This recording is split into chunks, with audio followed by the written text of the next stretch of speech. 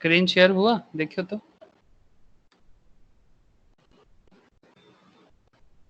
हाँ सर। हुआ। Okay.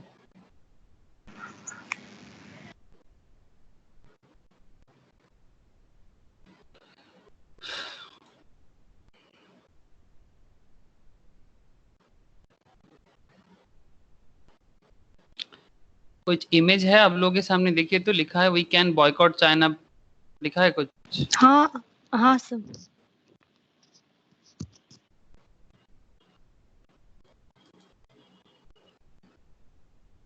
मतलब सवाल है, यही सवाल है कि we can boycott China product but at what cost. मतलब चाइना प्रोडक्ट तो बॉयकॉट कर सकते हैं। यहाँ पर काफी सारा मैसेज आ रहा है चारों तरफ से, ये स्पेशली पॉलिटिशियंस लोग अलग अलग बता रहे हैं कि हाँ बॉयकॉट करो, ये करो। ठीक है, बॉयकॉट तो हो सकता है, इवन करना ही चाहिए। मैं भी मानता हूँ कि टोटल बॉयकॉट होना चाहिए, लेकिन एक कुछ स्टैटिस्टिक्स है जो इकोनॉमिकल लेवल पे बड़ा इम्पैक्ट डाल सकता है। एक बार जूम कीजिए, आप लोगों के फोन में जूम तो हो जाएगा, देखिए एक बार जूम कीजिए। देखिए एकदम स्टार्टिंग पॉइंट में China steel our second largest trade partner, क्या ये दिख रहा है आप लोगों को? क्लियर हाँ नहीं है सर। सर। हाँ, क्लियर नहीं है। क्लियर नहीं है। नहीं सर। नहीं सर। जूम करने से भी क्लियर नहीं हो रहा है। सर वो पिक्चर फट जा रहा है जूम करने से। जूम करने से पिक्चर फट जा रहा है। हाँ हाँ, वो थोड़ा सा हेजी टाइप का दिख रहा है। ये प्रॉब्लम, ये मैंने एक्चुअली जो न्यूज़पेपर का है ना, यही होगा सर। हाँ हाँ, न्यूज़पेपर का है। मैं फोटो लिया था इसीलिए इसका आप लोगों के साथ शेयर करने के लिए। ये नहीं दिखेगा क्लियर। कुछ भी नहीं दिख रहा है ना? नहीं। ओके ठीक है, मैं बाद में थोड़ा सा अच्छे लेवल में कोशिश करूंगा इसको आप लोगों के साथ शेयर करने का। फिलहाल मैं डेटा ही आप लोगों के साथ शेयर करता हूँ, ठीक है? आप लोग देखिए कि क्या क्या सिचुएशंस है करेंटली चाइना के साथ। अगर इंडिया ट्रेड वार करता है, ठीक है, तो क्या प्रॉब्लम हो सकता है, इस पे थोड़ा सा हम लोग थोड़ा गौर करेंगे। और उस पे मार्केट में बिजनेस लेवल पे एक बड़ा इम्पैक्ट आ सकता है। और वो क्या इम्पैक्ट आ सकता है वही आप लोग थोड़ा सा सोचिएगा कि क्या इम्पैक्ट आ सकता है। चलिए देखते हैं। फर्स्ट ऑफ ऑल कुछ इंटरेस्टिंग डेटा है। फर्स्ट ऑफ ऑल आप लोग देखिए एक चीज कि चाइना जो है वो चाइना इंडिया का सेकेंड लार्जेस्ट ट्रेड पार्टनर है। फर्स्ट कौन है? फर्स्ट है USA. US. First trade partner currently है यूएसए। मतलब जिसके साथ एक्सपोर्ट इंपोर्ट होता है, स्पेशली इंपोर्ट जो करता है, इंपोर्ट सबसे ज्यादा इंडिया अभी करेंटली करता है यूएस से।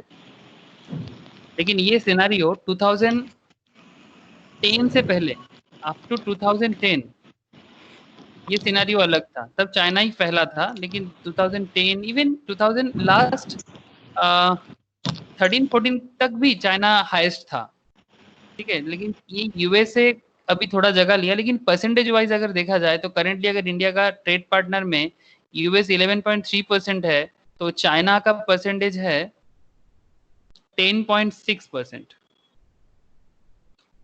10.6%। बाकी अगर कुछ बाकी कंट्री का देखा जाए तो यूनाइटेड अरब एमिरेट से है 7.5%। सऊदी अरबिया, सऊदी से है 4.2%। एकदम रिसेंट डेटा है, करेंटली एकदम चल रहा है। और है Hong Kong. Hong Kong is not China. China claim करता है हांगकांग इससे आज़ादी चाहते हैं, अलग ही कंट्री है एक हांगकांग, लेकिन ग्रेटर चाइना के अंदर आ जाता है। फिर भी अलग है, एडमिनिस्ट्रेशन भी अलग है। 3.5% हांगकांग से है। 2 साल पहले तक यूएस मतलब चाइना से पीछे था, लेकिन अभी चाइना सेकेंड पोजिशन पे है। अब दूसरा सवाल ये है कि India is one of China smaller partner. अब सवाल ये कि चाइना जो एक्सपोर्ट करता है, मतलब हम लोग क्या चाहते हैं, सबका इंटेंशन क्या है? सबका इंटेंशन नहीं है कि चाइना का जो इकोनॉमी है वो बेसिकली एक्सपोर्ट ओरिएंटेड इकोनॉमी है ना? आप लोग तो ये मानेंगे कि चाइना का इकोनॉमी एक्सपोर्ट ओरिएंटेड इकोनॉमी है। तो अगर हम लोग कौन इंडिया, अगर इंडिया चाइना का प्रोडक्ट बैन करे, अगर इंडिया इसका प्रोडक्ट बैन करता है, ठीक है, अगर प्रोडक्ट विथड्रॉ करता है, तो सवाल ये उठता है कि चाइना का कितना बड़ा इम्पैक्ट इंडिया पे, चाइना जो एक्सपोर्ट करता है प्रोडक्ट, इस पे अगर हम लोग बंद भी कर दें तो चाइना पे क्या क्या इफेक्ट आएगा, व्हाट इफेक्ट आएगा? ये दूसरा सवाल है। क्या सच में चाइना को बहुत इम्पैक्ट आएगा? चाइना का टोटल परसेंटेज, चाइना जो टोटल एक्सपोर्ट करता है उसमें चाइना के परसेंटेज में, मतलब चाइना का जो अपना टोटल एक्सपोर्टिंग परसेंटेज है उसमें, एक सेकेंड,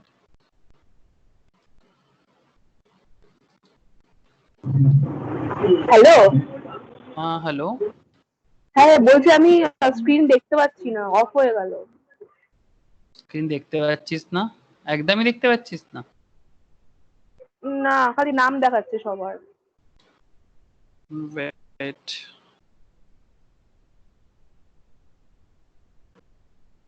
हम नहीं कर रहे आज, मैं फोन के नेट से कर रहा हूँ आई थिंक, इसीलिए थोड़ा प्रॉब्लम दिख रहा होगा।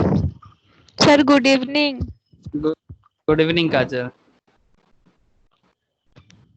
अब देख तो। হ্যাঁ এখন ঠিক আছে। ओके,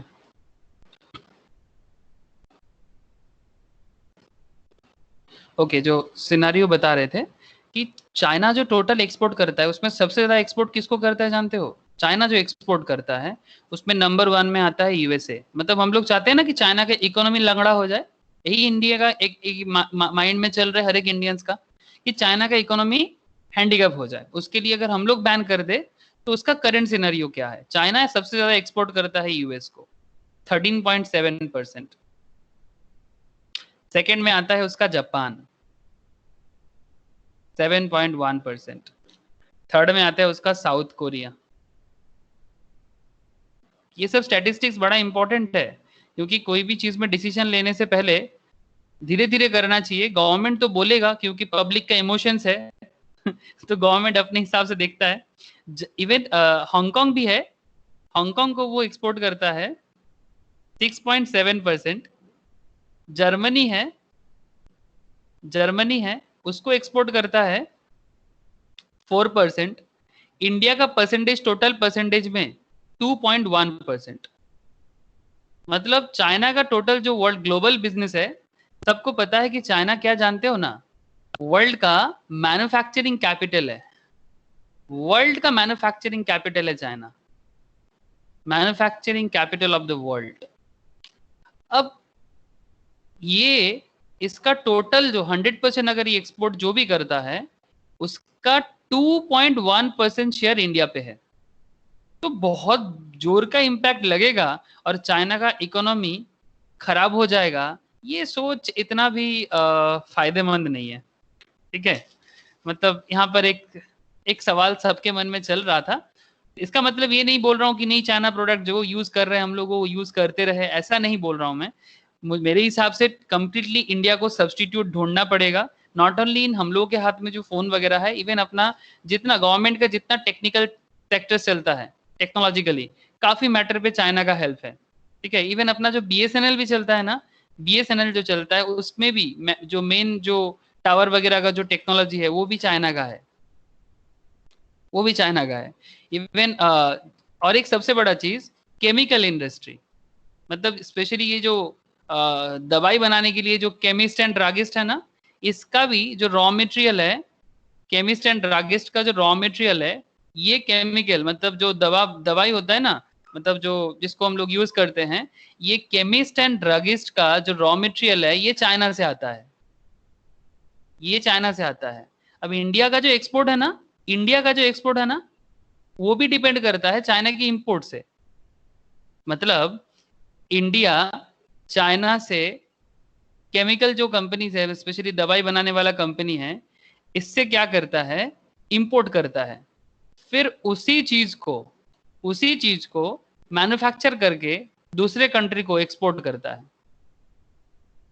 हेलो, पॉइंट समझ में आ रहा है? हेलो प्लीज सर बताइएगा। ये वाला क्लियर नहीं हुआ सर। नहीं समझ में आया? नहीं सर, घूम गया थोड़ा। केमिकल इंडस्ट्री जो है ना, स्पेशली जो दवाई बनाने वाला कंपनीज है इसका, ठीक है, जैसे मानो कि आप कुछ कंपनी का नाम ले लो ना, ठीक है, जैसे डॉक्टर रेड्डीज ले लो, ठीक है, डॉक्टर रेड्डी, सान फार्मा, सिप्ला, है ना, ये सब कंपनी, हाँ सर। सिप्ला, ये सब क्या करता है, दवाई बनाते हैं, है ना, ये सब हाँ मेडिसिन बनाते हैं। तो ये सब जो मेडिसिन बनाने का जो केमिकल है ना, ये केमिकल चाइना से गवर्नमेंट ऑफ इंडिया को इंपोर्ट करना पड़ता है। अब उसको इंपोर्ट करके, ध्यान से सुनना, वो जो इंपोर्ट किया इंडिया, इंपोर्ट करके फिर उसी चीज को मैन्युफैक्चर करते हैं और फिर उसको एक्सपोर्ट कर पाते हैं। इंडिया क्या करता है, यही सब चीजों को इंपोर्ट करता है। मैं फटाफट बस दिखाना चाहता था, यही सब चीजों को इंडिया चाइना से इंपोर्ट करता है। फिर इंडिया जब किसी को एक्सपोर्ट करना चाहता है ना, यही सब मेडिसिन के लिए जो केमिकल्स था, ये केमिकल्स वगैरह को चाइना से इंपोर्ट किया, फिर उसको एक्सपोर्ट किया दूसरा कंट्री में, मतलब इंपोर्टेड प्रोडक्ट से प्रोडक्शन किया, फिर उसी से दूसरे को एक्सपोर्ट करता है। मतलब इंडिया का एक्सपोर्ट भी चाइना का इंपोर्ट से डिपेंड करता है। मतलब चाइना से हम जो एक्सपोर्ट करते हैं, इंपोर्ट करते हैं, उसी से डिपेंड करता है इंडिया का इंपोर्ट भी, एक्सपोर्ट भी। अब समझ में आ रहा है? हाँ हाँ सर। मतलब चाइना से रॉ मटेरियल इंपोर्ट करा करके और उसके बाद फिर फिनिश्ड प्रोडक्ट जो है वो एक्सपोर्ट करता है इंडिया। एग्जैक्टली चाइना से रॉ मटेरियल इंपोर्ट करके, thank you Ravishankar ji, China से रॉ मटेरियल इंपोर्ट करके फिर फिनिश प्रोडक्ट एक्सपोर्ट करते हैं India maximum. Not only chemical, और एक इंडस्ट्री भी है, स्टील इंडस्ट्री। स्टील ऑटो का जो, कंपोनेंट भी है। हाँ, ऑटो कंपोनेंट्स। ऑटो कंपोनेंट्स, मतलब स्टील, मतलब जो बेसिकली ऑटोमोबाइल सेक्टर्स के लिए जो चाहिए होता है, उसके लिए भी जो प्रोडक्ट है, मतलब जो रॉ मटेरियल है, वो भी इंडिया चाइना से इंपोर्ट करते हैं, फिर उसको मैन्युफैक्चर करके जो थोड़ा सा लो ग्रेडेड कंट्रीज लाइक, मतलब जो मिडिल क्लास और poor countries like African nations, Bangladesh जैसे कंट्री को इंडिया एक्सपोर्ट करते हैं। तो इंडिया का जो बिजनेस का सिनेरियो है ना, वो काफी इम्पैक्टफुल हो जाएगा, काफी ज्यादा इफेक्ट हो जाएगा अगर इस तरह का डिसीजन अभी तुरंत लिया जाए। क्योंकि इंडिया के पास अभी सब्स्टिट्यूट नहीं है। गवर्नमेंट बोलेगा, कमेंट करेगा, लेकिन अभी अचानक से डिसीजंस कुछ नहीं लेगा। कुछ प्रोडक्ट में वो पब्लिक को दिखाने के लिए जरूर करेगा, ये मेरा पर्सनल मानना है कि कुछ प्रोडक्ट में जरूर, क्योंकि पब्लिक का इमोशंस के साथ खेलना चाहिए। हम लोगों का 20 जवान मर चुका है, ठीक है, 20 फौजी मर चुका है, तो सबका इमोशन जुड़ा हुआ है। इवन वो वेस्ट बंगाल का जो ये 20 जो था ना, मतलब जो वीर शहीद हुए, ठीक है, इनमें से एक जन था वेस्ट बंगाल का बीरभूम डिस्ट्रिक्ट से, ठीक है। ये बीरभूम का जो लड़का मरा है ना, उससे पहले उसका जो गांव का दोस्त है, अपने विलेज का जो फ्रेंड है, उससे ना फोन में बात हुआ था, व्हाट्सएप में बात हुआ था विलेज फ्रेंड से। ये बीरभूम का जो फौजी है हम लोग का, ठीक है, इसका बात हुआ था कि वो लास्ट व्हाट्सएप मैसेज यही किया था कि चाइना प्रोडक्ट यूज मत कर, ठीक है। तो बड़ा इमोशनल बंदा होते हैं फौजी लोग, तो ऑब्वियसली सही बोला था कि चाइना प्रोडक्ट बैन कर, मतलब बंद करो यूज करना। वो अपने फ्रेंड को मैसेज भी किया था, चाइना प्रोडक्ट बैन करो। तो सबके मन में एक इमोशंस चल रहा है। और एक और कुछ इंपॉर्टेंट फैक्ट्स, ये फैक्ट क्लियर है ना, 2-3 फैक्ट सबसे पहले लाया आपके सामने कि इंडिया का ट्रेड पार्टनर में चाइना का स्थान क्या है। इंडिया जो भी एक्सपोर्ट इंपोर्ट करते हैं उसमें चाइना का कितना बड़ा लेवल है, बहुत बड़ा, सेकेंड लार्जेस्ट पार्टनर है। लेकिन चाइना का जो एक्सपोर्ट पार्टनर है उसमें इंडिया सिर्फ 2% में आता है, ठीक है। ऑब्वियसली एक इंपॉर्टेंस ही रखता है चाइना के लिए, बट उतना भी नहीं जितना इंडिया के लिए चाइना इंपॉर्टेंट है। तीसरा पॉइंट, इन्वेस्टमेंट, एफडीआई के बारे में बात किया जाए कि चाइना का करेंटली इंडियन मार्केट में इन्वेस्टमेंट कितना है। एफडीआई मतलब आप लोग समझते हैं, फॉरेन डायरेक्ट इन्वेस्टमेंट। अब ये जो फॉरेन डायरेक्ट इन्वेस्टमेंट है, इसमें चाइना का बहुत बड़ा रोल प्ले है इंडिया में। मैं आपको एक डेटा देता हूँ, ये जो डेटा मैं बता रहा हूँ, ये डेटा मैं बाद में आप लोगों के साथ शेयर कर लूंगा, आप लोग प्लीज मुझे रिमेंबर कराना। बड़ा अच्छा डेटा है, आप लोगों को केस स्टडीज या फिर सेल्फ लर्निंग में बहुत काम आएगा। मैं आपको 2014 का डेटा बता रहा हूँ। 2014 में इंडिया जो था, मतलब चाइना का जो इन्वेस्टमेंट था वो था 247.6 मिलियन।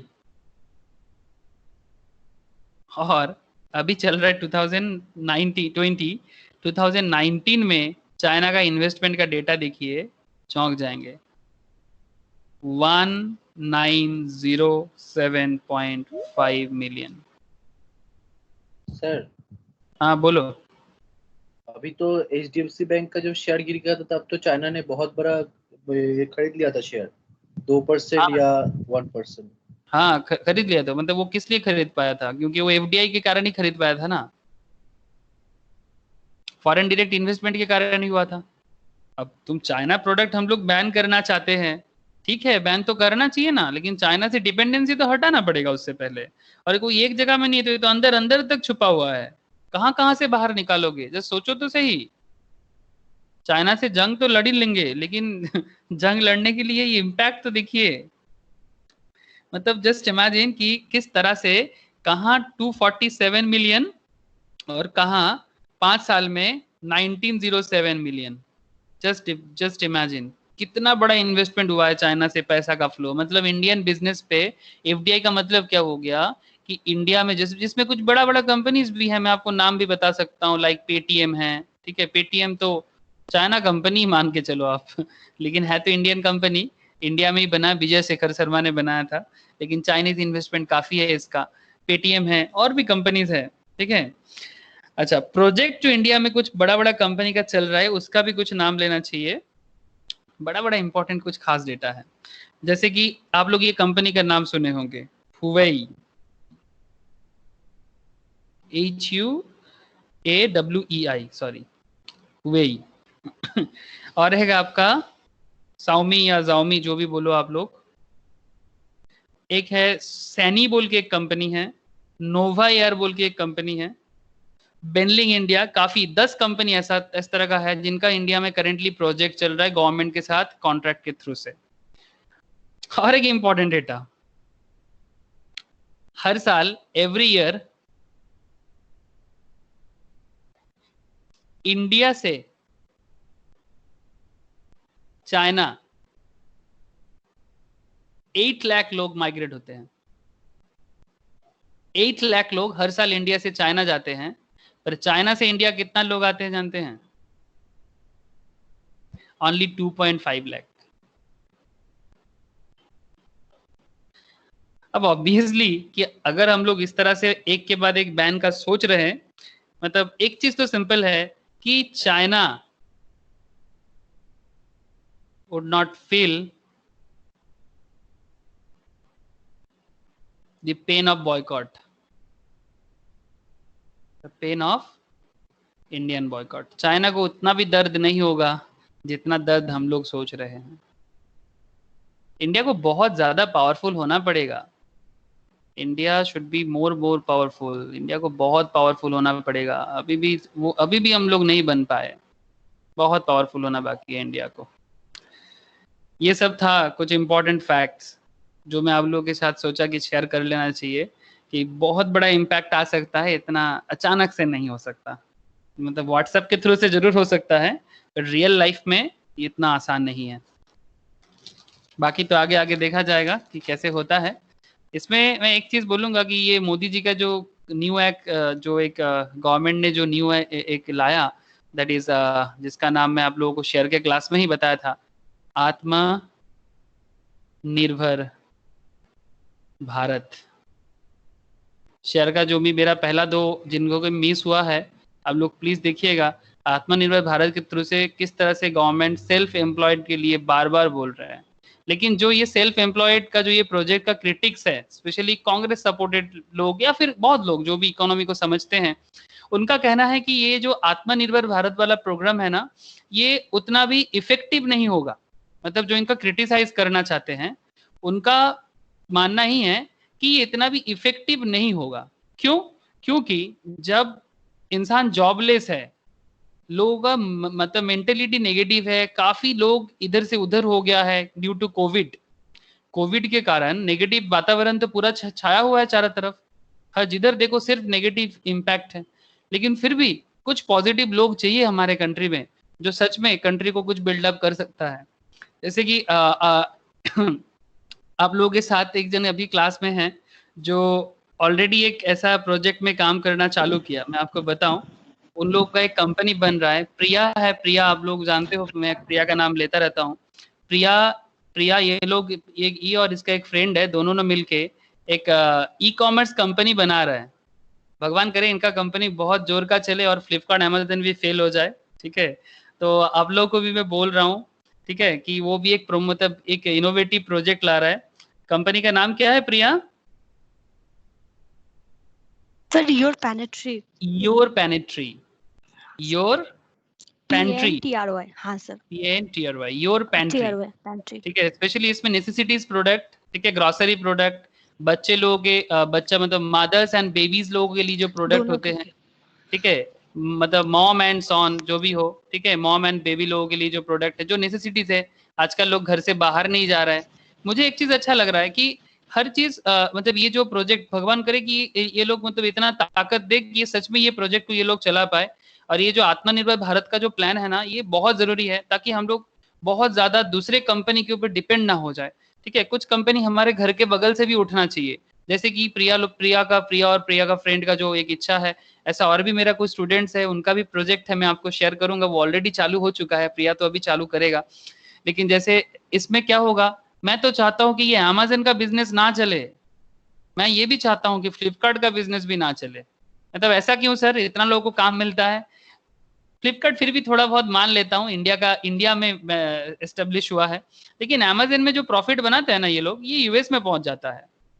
मतलब अगर अमेजन वाले 30% प्रॉफिट कमाता है ना, अगर 100 करोड़ का बिजनेस करता है साल में, और भी ज्यादा करते हैं, तो 30 लाख तो ये अपना कंट्री में लेके जाते हैं, और बाकी 30 लाख वो गवर्नमेंट को टैक्स देता है, और भी ज्यादा लेके जाते हैं घर। तो मेरा कहने का मतलब है कि अगर योर पेंट्री जैसा कंपनी इन लोगों का शेयर छीन सकता है तो अच्छा नहीं रहेगा। भाई अलीबाबा क्यों कमाएगा अकेला? अलीबाबा चाइना का कंपनी है, ये क्यों कमाएगा? क्यों पेंट्री, योर पेंट्री नहीं कमा सकता? इनिशिएटिव होना जरूरी है। रास्ता इतना आसान नहीं है, रोड बहुत हार्ड है, कांटा बहुत आएगा, ठीक है, लेकिन इनिशिएटिव लेना जरूरी है, जैसे कि प्रिया ने लिया है। अच्छा, आशा रखते हैं कि प्रिया का बिजनेस बहुत जल्दी लॉन्च होगा। जैसे ही लॉन्च होगा मैं आप लोगों के साथ शेयर भी करूंगा कि योर पेंट्री किस तरह से फैल सकता है। भगवान करे बहुत जोर से योर पेंट्री फैल जाए, ठीक है। आप लोगों को भी मैं बताऊंगा कि आप लोग भी अपने अपने हिसाब से कुछ ना कुछ ई कॉमर्स बनाओ, और ये आत्मनिर्भर भारत का प्रोग्राम में साथ लो। गवर्नमेंट लोन भी दे रहा है, लड़की लोगों को ज्यादा ही दे रहा है, ठीक है। अगर प्रोजेक्ट में दम हो तो लड़की लोगों को भी ज्यादा मिलेगा, और इंडिया में बिजनेस में डेवलपमेंट जरूर होगा, और हम चाइना को सच में बीट कर सकते हैं, और इंडियन स्टॉक मार्केट काफी ज्यादा तरक्की होगा। टाइम आ गया है समय को बदलने का, टाइम कम, कि समय बदलने का टाइम आ गया है, बदलो। तो श्री कृष्ण गीता में बोलते हैं ना, लास्ट में एकदम लास्ट वाणी है, परिवर्तन ही संसार का नियम है। तो परिवर्तन जरूरी हो गया, परिवर्तन का टाइम आ गया है। जो इतना दिन से चले आ रहा है वही सही है, ये बात नहीं है, ये हम चाहे तो बदल सकते हैं। ओके चलिए, तो ये था कुछ चाइनीज प्रोडक्ट बॉयकॉट। उसके साथ अभी हम लोग स्टॉक मार्केट में इसके इम्पैक्ट में जाएंगे। ओके चलिए, स्टॉक मार्केट में कुछ इंपॉर्टेंट खास बात है वो एक बार देख लेते हैं। समझ में आया ना चाइना वाला कॉन्सेप्ट जो मैं बताया? प्लीज थोड़ा बताइएगा। हाँ सर। ओके ये परसेप्शन था आप लोगों के मन में कि सच में मतलब जो बोला जा रहा है वो सच में होना मुश्किल है? इतना डिटेल्स परसेप्शन था? मैं बस पूछ रहा हूँ, अगर किसी के मन में था तो बहुत ही अच्छा बात था। मतलब मेरे मन में था, बट आज मुझे डेटा मिला तो मैं सोचा कि नहीं, सबसे पहले ये शेयर करना चाहिए आप लोगों के साथ। सर डिटेल में तो नहीं था, पर लग तो रहा था। अच्छा, लग रहा था, डिटेल में नहीं था पर लग रहा था कि इतना इजी नहीं होगा, गवर्नमेंट का ये डिसीजन लेना बहुत मुश्किल है। ऐसा भी बातें चल रहा है कि चाइना प्रोडक्ट जो आता है ना चाइना से, उसमें इंपोर्ट ड्यूटी जो होता है, इंपोर्ट करने में ड्यूटी लगता है, इंपोर्ट ड्यूटी को ना इंक्रीज कर देगा। इंपोर्ट ड्यूटी इंक्रीज करने से सिंपल होगा कि चाइना प्रोडक्ट का दाम जो है प्राइस इंक्रीज हो जाएगा, चाइना प्रोडक्ट का प्राइस इंक्रीज हो जाएगा। जैसे उनका प्राइस इंक्रीज होगा तो लोग ऑटोमेटिकली उसका डिमांड फॉल करेगा, और डिमांड फॉल करने से, क्योंकि डायरेक्ट तो ये नहीं बोल सकते कि हम बिजनेस नहीं करेंगे, तो फिर ये ग्लोबल लेवल में एक मतलब वार सिचुएशन क्रिएट हो जाएगा, ये WTO भी नहीं चाहेगा। वर्ल्ड ट्रेड ऑर्गेनाइजेशन वर्ल्ड में बिजनेस को बनाने के लिए काम करते हैं, वो भी करने नहीं देगा। इसलिए आजकल ना कोई मतलब ये नहीं बोलता कि हम आपके साथ बिजनेस नहीं करेंगे, इस तरह का बात कोई नहीं बोलता। अगर किसी को कुछ बिजनेस नहीं करना है तो सिंपल है भाई, इंपोर्ट ड्यूटी बढ़ा दो, ठीक है। इकोनॉमिक्स में इंपोर्ट ड्यूटी में एक और एक डेटा बताया जाता है, उसको बोलता है काउंटर वेलिंग ड्यूटी, ठीक है। इंपोर्ट ड्यूटी का ही एक मतलब एक्सटेंडेड पार्ट है काउंटर वेलिंग, मतलब काउंटर करना है ना दूसरे का प्रोडक्ट जो आ रहा है, तो काउंटर वेलिंग ड्यूटी लगा दो ताकि फॉरेन प्रोडक्ट मार्केट में बहुत ज्यादा फैल ना जाए। जैसे एक कुछ कंपनी के साथ ऐसे इंडिया करते हैं।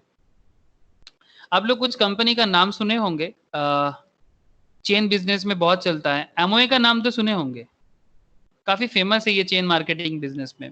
प्रोडक्ट अच्छा हाँ है, सर, खराब सुना नहीं है प्रोडक्ट टाइप का। है। एमओए का प्रोडक्ट महंगा क्यों है?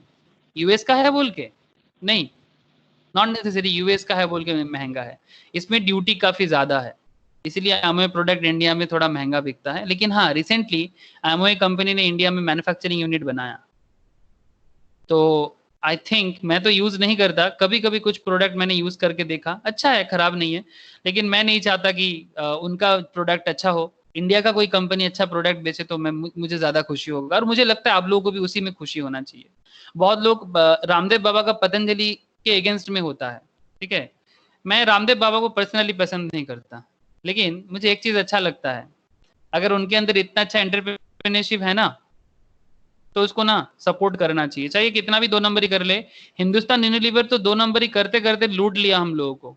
इंडिया और पाकिस्तान जैसे कंट्री को ना, इंडिया में हिंदुस्तान यूनिलीवर, पाकिस्तान में पाकिस्तान यूनिलीवर के नाम से बिकता है हिंदुस्तान यूनिलीवर का प्रोडक्ट। लेकिन ये कंपनी पूरा का पूरा जर्मन से कंट्रोल होता है और मैक्सिमम पैसा वहीं पर चला जाता है।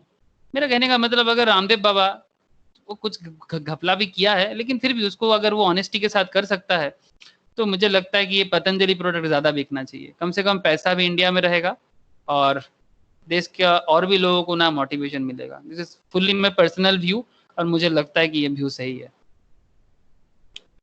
ओके, चलिए शेयर में बात करते हैं। स्टॉक में आज कुछ अच्छा चीज जानेंगे, अंदर का बात। ओके, लास्ट दिन हम लोग ये सब जान चुके थे कि स्टॉक कैसे ट्रेड होता है, स्टॉक मूव कैसे करते हैं, जिसमें आप लोगों को याद होगा मैं क्या क्या डेटा में बात किया था, थोड़ा सा मैं बता देता हूँ। जैसे कि अगर आपको याद है कि व्हाट मूव्स द स्टॉक में, आप लोग ये सब जाने थे कि मतलब कोई भी स्टॉक अचानक 10 बजे उनका 10 बजे मतलब सुबह 10 बजे उनका दाम एक चल रहा है, 10:30 बजे कुछ और। ये देखिए यहाँ पर एक डेटा दिया था कि 10 बजे के टाइम पे एक शेयर का दाम चल रहा था 3000 करके, फिर 10:05 में इसी का दाम 3016 हो गया। कैसे, है ना, इसके ऊपर बात किए थे हम लोग को। एक कंपनी के बारे में बोलना चाहिए, मैं सोचा था बोलूंगा, भूल गया था, चलिए बताते हैं। रुचि सोया का नाम सुने हैं आप लोग? मल्टीवेगर बन गया सर। हाँ, रुचि सोया नाम सुने हैं क्या? हाँ सर, मल्टीवेगर बन रहा था, अभी गिर गया, थोड़ा सा गिरा था, अभी फिर से ऊपर जा रहा है शायद। रुचि सोया देखिए, थोड़ा शंकर जी इस पे थोड़ा ध्यान दीजिए अगर नहीं सुने हैं तो। शंकर जी आप हो? हाँ जी, हाँ जी, हाँ जी। हाँ, ये रुचि सोया को देखिए, रुचि सोया को देखेंगे ना पागल हो जाएंगे। अच्छा, तो सच में पागल होने जैसा ही सिचुएशन है। रुचि सोया शेयर प्राइस, ये एक एडिबल ऑयल कंपनी है, ठीक है।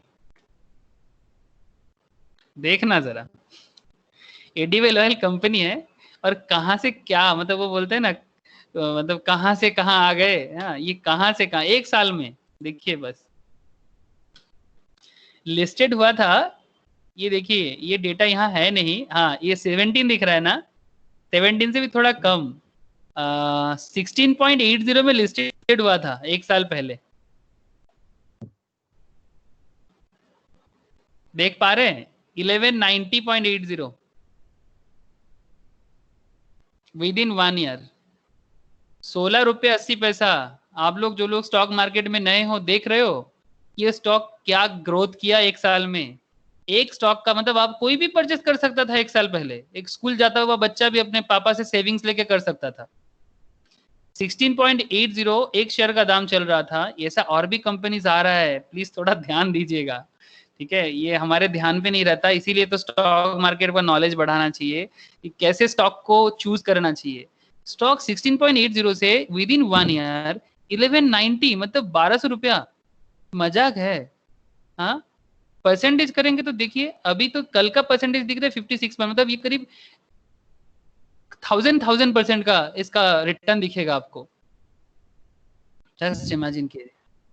ये कहीं प्रणय जी, ये कहीं हिस्ट्री होता है इसका कि क्यों इतना बड़ा ये इसका प्राइस 16 रुपए से लेकर के 1100 रुपए तक बढ़ी? और एक बार बताइए, मैं आपका आवाज क्लियर नहीं आया। इसका कहीं पर हमें हिस्ट्री मिल सकता है कि ये रीजन क्या है इसके पीछे? हाँ हाँ हाँ, रीजन जरूर मिलेगा। मैं आज तो डिस्कस नहीं कर पाऊंगा उतना डिटेल्स में, बट कुछ डिटेल मैं आप लोगों के साथ जरूर बताऊंगा। जैसे इस रुचि सोया का हिस्ट्री में बताऊंगा आप लोगों के साथ, नेक्स्ट क्लास में मैं इसको शेयर करूंगा। मैं आज भूल गया था, मैं बस आपको आज डेटा दिखाया। बस इसका एक चीज मैं आज बताता हूँ कि इसमें पतंजलि का इन्वेस्टमेंट है, ठीक है। पतंजलि इस पे इन्वेस्टमेंट करने के बाद, ये कंपनी छोटा मोटा कंपनी था, ये एडिबल ऑयल कंपनी है, ठीक है, छोटा मोटा कंपनी था। बस पतंजलि अभी इंडिया का मतलब one of the largest grocery retailer है, ठीक है, लार्जेस्ट ग्रोसरी। इवन आईटीसी से भी इसका मतलब रेवेन्यू हाई है पतंजलि का लास्ट 3-4 साल में। तो इसने जब से इन्वेस्ट किया ना इसमें, उसके बाद से इसका शेयर में कुछ अलग ही इसका चल रहा है। ये तो एक रीजन ऑब्वियसली है। कुछ और डेटा देख लेते हैं, अगर मिल जाए तो देखते हैं, अगर मिल जाएगा तो अभी हिस्ट्री बता देते हैं।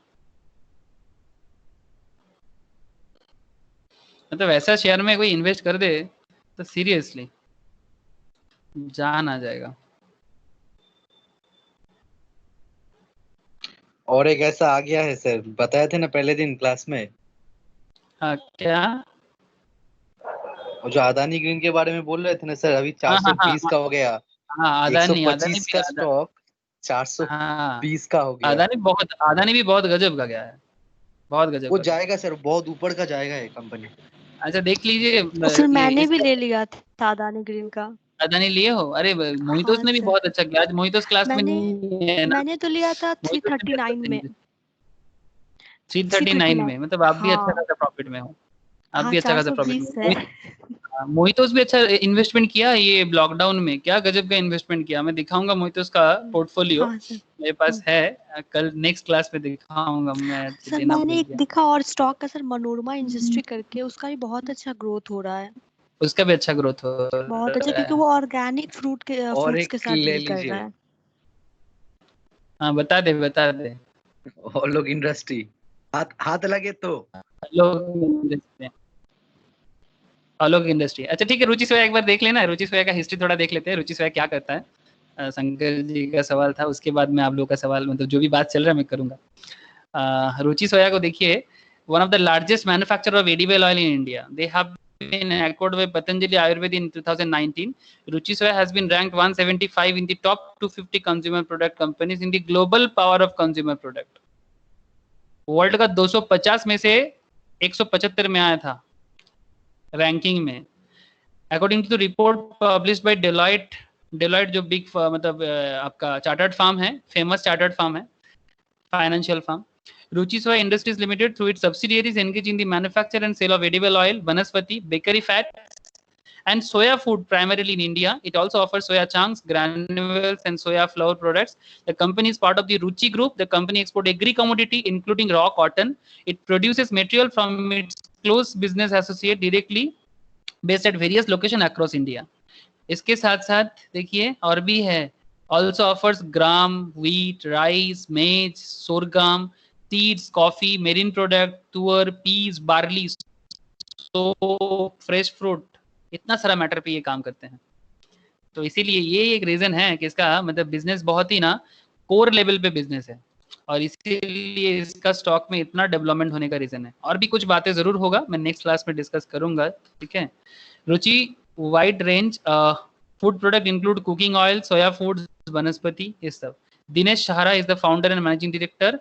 Insolvency in December, Ruchi Soya Industries entered into the corporate insolvency resolution process because of its total debt of 12,000 crore. इतना बड़ा डेब्ट में डूबने जा रहा था कंपनी 17 में। उसी हालत में पतंजलि ने देखा कि अच्छा कंपनी है तो इन्वेस्ट कर दिया जाए। थोड़ा सा आइडिया मिला। बाकी डिटेल्स और भी होगा, मैं नेक्स्ट क्लास में चर्चा करूंगा। समझ में आ रहा है थोड़ा सा शंकर जी? हाँ जी, हाँ जी। ओके, और भी कुछ डिटेल्स होगा जो रिसेंट ट्रेंड में इतना ग्रोथ है, उसका डिटेल्स मैं नेक्स्ट दिन चर्चा करता हूँ। ओके, तो जो मैं बता रहा था कि स्टॉक में हम लोग नॉर्मली हमारे दिमाग में चलता है कि ये अचानक से 10 बजे एक राइट चल रहा था, फिर 10:05 में एक रेट चला गया। तो बेसिकली क्वेश्चन यही था, व्हाट मूव्स द स्टॉक? ऐसा क्या बात होता है जो स्टॉक को मूव कराता है? तो उसके बारे में चर्चा कर चुके थे। आगे बात करते हैं, स्टॉक को मूव कौन कराता है। जैसे नैस्कॉम के बारे में बात हुआ था, याद होगा आप लोगों को कि नैस्कॉम जो बेसिकली आईटी इंडस्ट्री का रेगुलेटर है, नैस्कॉम ने अगर आईटी इंडस्ट्री के बारे में कुछ बताता है तो वो भी स्टॉक को काफी सारा मतलब इधर उधर कर सकता है। तो ये सब बातें हम लोगों को ध्यान पे रखना चाहिए। इसके अलावा हम लोगों ने how does the stock traded, मतलब किस तरह से स्टॉक ट्रेड करना चाहिए, ठीक है, कि कैसे स्टॉक को खरीदना चाहिए, उसमें थोड़ा बात कर लेते हैं। Suppose you have decided to buy 200 shares of Infosys. चलो इन्फोसिस ही क्यों, आप कोई भी शेयर परचेज कर लो। जैसे अभी ये बता रहा था आलोक इंडस्ट्रीज के बारे में, या फिर मैं रुचि सोया के बारे में बता रहा था, तो रुचि सोया ही खरीद लो, ठीक है। तो अगर आप रुचि सोया परचेस करते हो या आलोक इंडस्ट्रीज परचेस करते हो, 200 शेयर खरीदो। तो दाम यहाँ पर इन्फोसिस का बताया 3030 and hold for it for 1 year. आप 1 ईयर में इसको होल्ड करके रखो। जैसे मैं अभी रुचि सोया का जो बात आप लोगों के सामने कर रहा था कि रुचि सोया अगर कोई 1 ईयर पहले परचेस करता और उसको होल्ड करके रखता, होल्डिंग 16.80 से अगर वो परचेस करता तो आज उसका कितना वैल्यू था, 1190 के आसपास, मतलब नियर अबाउट 1200। तो एक चीज तो क्लियर है कि आप लोग क्रिकेट खेले होंगे या फिर क्रिकेट समझते भी होंगे। अगर स्टॉक मार्केट में कुछ दम दिखाना है ना किसी को, तो one day T20 is okay, it's okay, one day हो या T20 it's okay, but basically आपको टेस्ट क्रिकेट खेलना आना चाहिए। मतलब जिसने भी टेस्ट क्रिकेट समझते हैं और टेस्ट क्रिकेट देखने का धैर्य रखते हैं, मैक्सिमम का नहीं है, इसीलिए मैक्सिमम स्टॉक मार्केट में सक्सेस भी तो नहीं होते। स्टॉक मार्केट में अगर सक्सेस होना है तो होल्ड करना समझ जानना चाहिए। मतलब वही लोग बनते हैं करोड़पति स्टॉक मार्केट में, करोड़पति और भी जो भी आगे हो सकता है।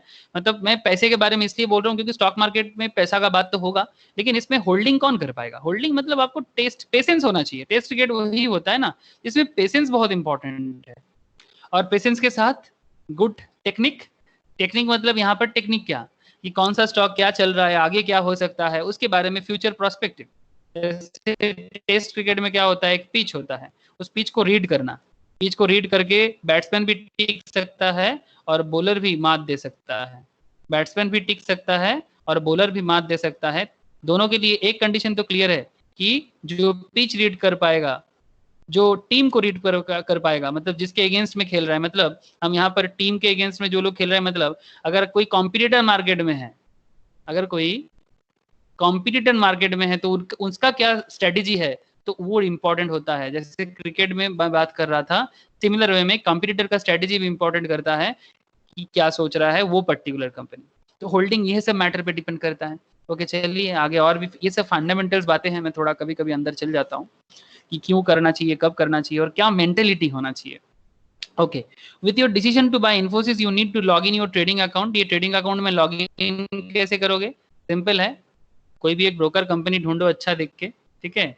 जैसे आप जीरोधा ले सकते हो, आप मोतीलाल ओसवाल ले सकते हो, ठीक है, मोतीलाल ओसवाल, ठीक है, बड़ा कंपनी है। आईसीआईसीआई डायरेक्ट ले सकते हो, जो भी कंपनी पसंद है अपने हिसाब से ले लो। वहां पर जाके ब्रोकिंग अकाउंट ओपन करो अपना, उसको बोलते हैं डीमैट अकाउंट।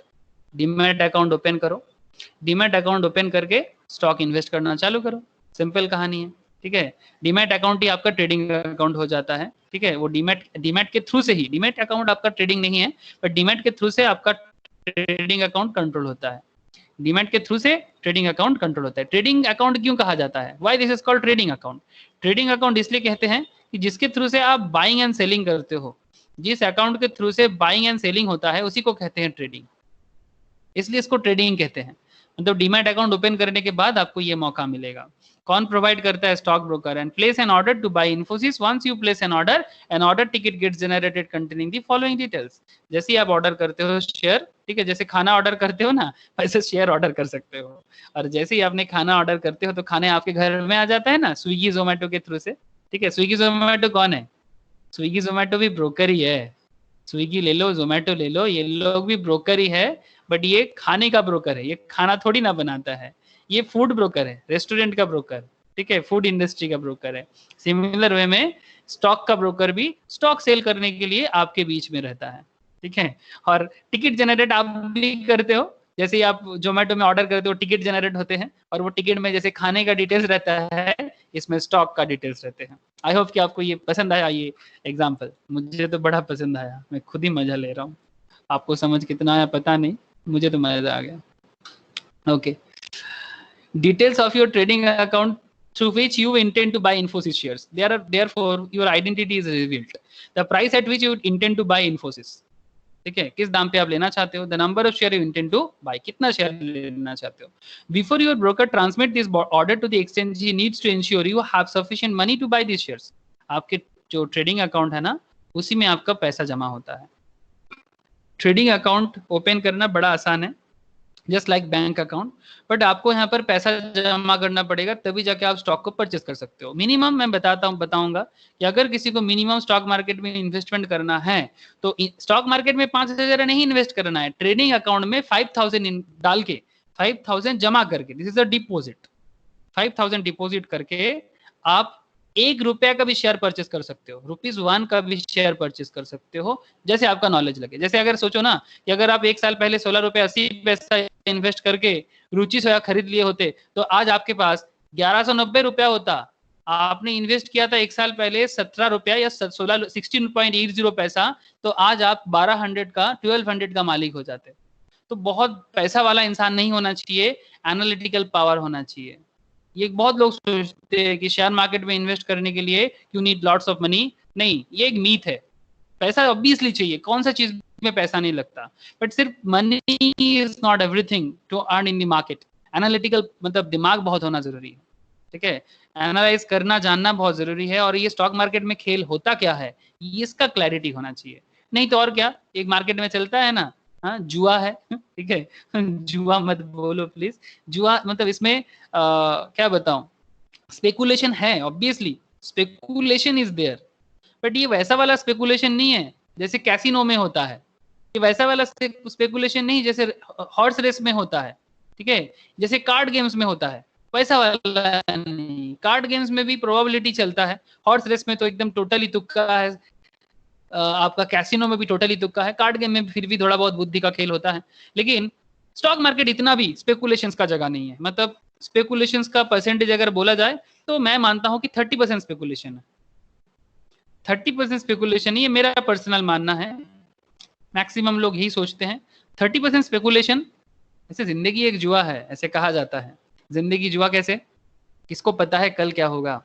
वो किशोर कुमार जी का बहुत फेमस गाना है ना, जिंदगी एक सफर है सुहाना, यहाँ कल क्या होता किसको पता, ऐसे गाना है उनका। तो वैसे ही तो अगर जिंदगी में स्पेकुलेशन है तो शेयर मार्केट में स्पेकुलेशन में क्या प्रॉब्लम क्या है जानते हो? इंडियंस का, स्पेशली बंगालीज का एक कॉन्सेप्ट है कि सिक्योर माइंड होते हैं बहुत, और ये सिक्योर्ड माइंड का जो सेटअप है ना, सिर्फ सरकारी, हर चीज सरकारी होना चाहिए। सरकार को बोल रहे धीरे धीरे हम कोई भी चीज सरकारी नहीं रखेंगे एक्सेप्ट गवर्नमेंट रनिंग, एडमिनिस्ट्रेशन छोड़ के बाकी कोई भी चीज, स्पेशली बिजनेस तो आगे सरकारी होगा ही नहीं। बिजनेस टोटल लेवल पे सब गवर्नमेंट बिजनेस रहेगा ही नहीं, गारंटी है, क्योंकि गवर्नमेंट का एक भी बिजनेस अच्छे से रन नहीं हो पाता, इतना मैनेजमेंट फेलियर है, because of secured minded officers, जिनको बस अपना सैलरी का पड़ता है, कंपनी के लिए कुछ नहीं करता, उनको बस अपना सैलरी प्यार होता है उसको, और किसी भी चीज में उनका प्यार नहीं होता। और ऐसा करते करते 1947 के बाद इंडिया में इतना ज्यादा गवर्नमेंट ऑर्गेनाइजेशंस बना था, ठीक है, सेल वेल मतलब आपका स्टील के ऊपर बना था, लेकिन एक भी कंपनी अच्छा परफॉर्म नहीं करके दिखाया, ठीक है। 9 जेम्स बनाया गया था, 9 जेम्स ऑफ इंडिया, मैं आपको लिस्ट दिखाऊंगा कभी, 9 gems of India, but they are not in a good financial condition. तो ये एक बहुत बड़ा चिंता का विषय है इंडिया के लिए। इसीलिए धीरे धीरे सिक्योर्ड माइंडेड होना बंद होना चाहिए, तभी जाके आप स्टॉक मार्केट में भी अब अच्छा मतलब कर सकते हो। कुछ माइंड सेटअप है जो बहुत जरूरी है। जैसे सचिन तेंदुलकर को एक बार पूछा गया था क्या क्रिकेट में बेस्ट बैट्समैन होने के लिए बहुत अच्छा टेक्निक आना चाहिए। अगर टेक्निक का ही बात किया जाए तो सचिन तो टेक्निकली बहुत अच्छा है ऑब्वियसली, लेकिन आप धोनी भाई को बताओ ना, धोनी का टेक्निक कहाँ है। वो तो हर चीज उल्टा करता है, जैसे खेलना चाहिए वो एक भी खेलने जैसा नहीं करता। फिर भी धोनी इंडिया का सबसे टॉप मोस्ट प्लेयर बना है, match winner, top most match winner बना है। इसका मतलब क्या हुआ, technique is not important, important ये है माइंड सेटअप। और धोनी जब खेलता था, आप लोग देखे होंगे, अभी भी खेलेगा I hope, mind setup Dhoni का गजब का था। वो जल्दी से हार नहीं मानता था, एंड तक मैच को खींचता था, फिर जाके जीतता था, वो भी लास्ट बॉल में छक्का लगा के जिताता था। तो ये जो उसका माइंड सेटअप है, ये गजब का माइंड सेटअप है। टेक्निकली देखो तो धोनी के पास कोई टेक्निक नहीं है, उसको एक दो शॉट ही मारना आता है।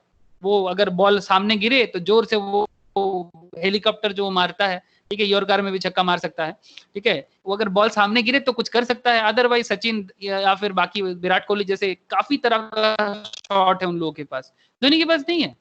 लेकिन फिर भी धोनी इतना सक्सेसफुल प्लेयर बना, क्यों? पेशेंस। धोनी का पेशेंस तो देखे होंगे आप लोग, तो मैच विनर बनने के लिए बहुत जरूरी है। ओके, मैं क्रिकेट का बातें नहीं कर रहा हूँ, प्लीज समझने का कोशिश कीजिएगा। क्रिकेट तो एक बहाना है यहाँ पर, all is about stock. Try to find a seller who is willing to sell 200 shares of Infosys. अच्छा, अब जैसे एक शेयर को परचेज कर transmit this order to exchange, he needs to ensure you have sufficient money to buy these shares. If yes, then this order ticket hits the stock exchange. मतलब अगर आपके trading account में money है तो obviously आपने order दिया ना, आपने क्या ऑर्डर किया? बाई ऑर्डर किया, मतलब आपने रुचि सोया बाई किया था। तो रुचि सोया में जैसे आपने बाई टिकट जनरेट कर दिया तो आपके ट्रेडिंग अकाउंट तुरंत चेक होगा। अगर ट्रेडिंग अकाउंट में पैसा है तो वो टिकट जनरेट होकर हिट कर जाएगा स्टॉक एक्सचेंज में। Stock exchange in the sense BSE और एनएसई। आप जब स्टॉक परचेस करोगे ना तो आपके सामने ऑप्शन आता है, बीएसई से लेना चाहोगे या एनएसई से लेना चाहोगे। मैं आपको कभी प्लेटफॉर्म ओपन करके दिखाऊंगा। आज थोड़ा नेट स्लो है, प्लेटफॉर्म ओपन करने में दिक्कत होगा, मैं दूसरा दिन दिखाऊंगा कि ऑलवेज आपको दिखेगा, या तो आपको बीएसई का प्लेटफॉर्म दिखेगा या तो एनएसई का प्लेटफॉर्म दिखेगा। कोई भी एक से परचेस कर सकते हो जो आपको ठीक लगे, दोनों प्लेटफॉर्म सही है, दोनों प्लेटफॉर्म सही है।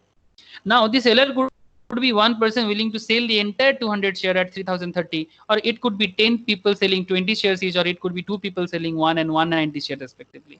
तो अपने अपने हिसाब से आप एक साथ पूरा का पूरा बेच दो, थोड़ा रख के बेचो, 20 शेयर सेल करो, अपने ऊपर है।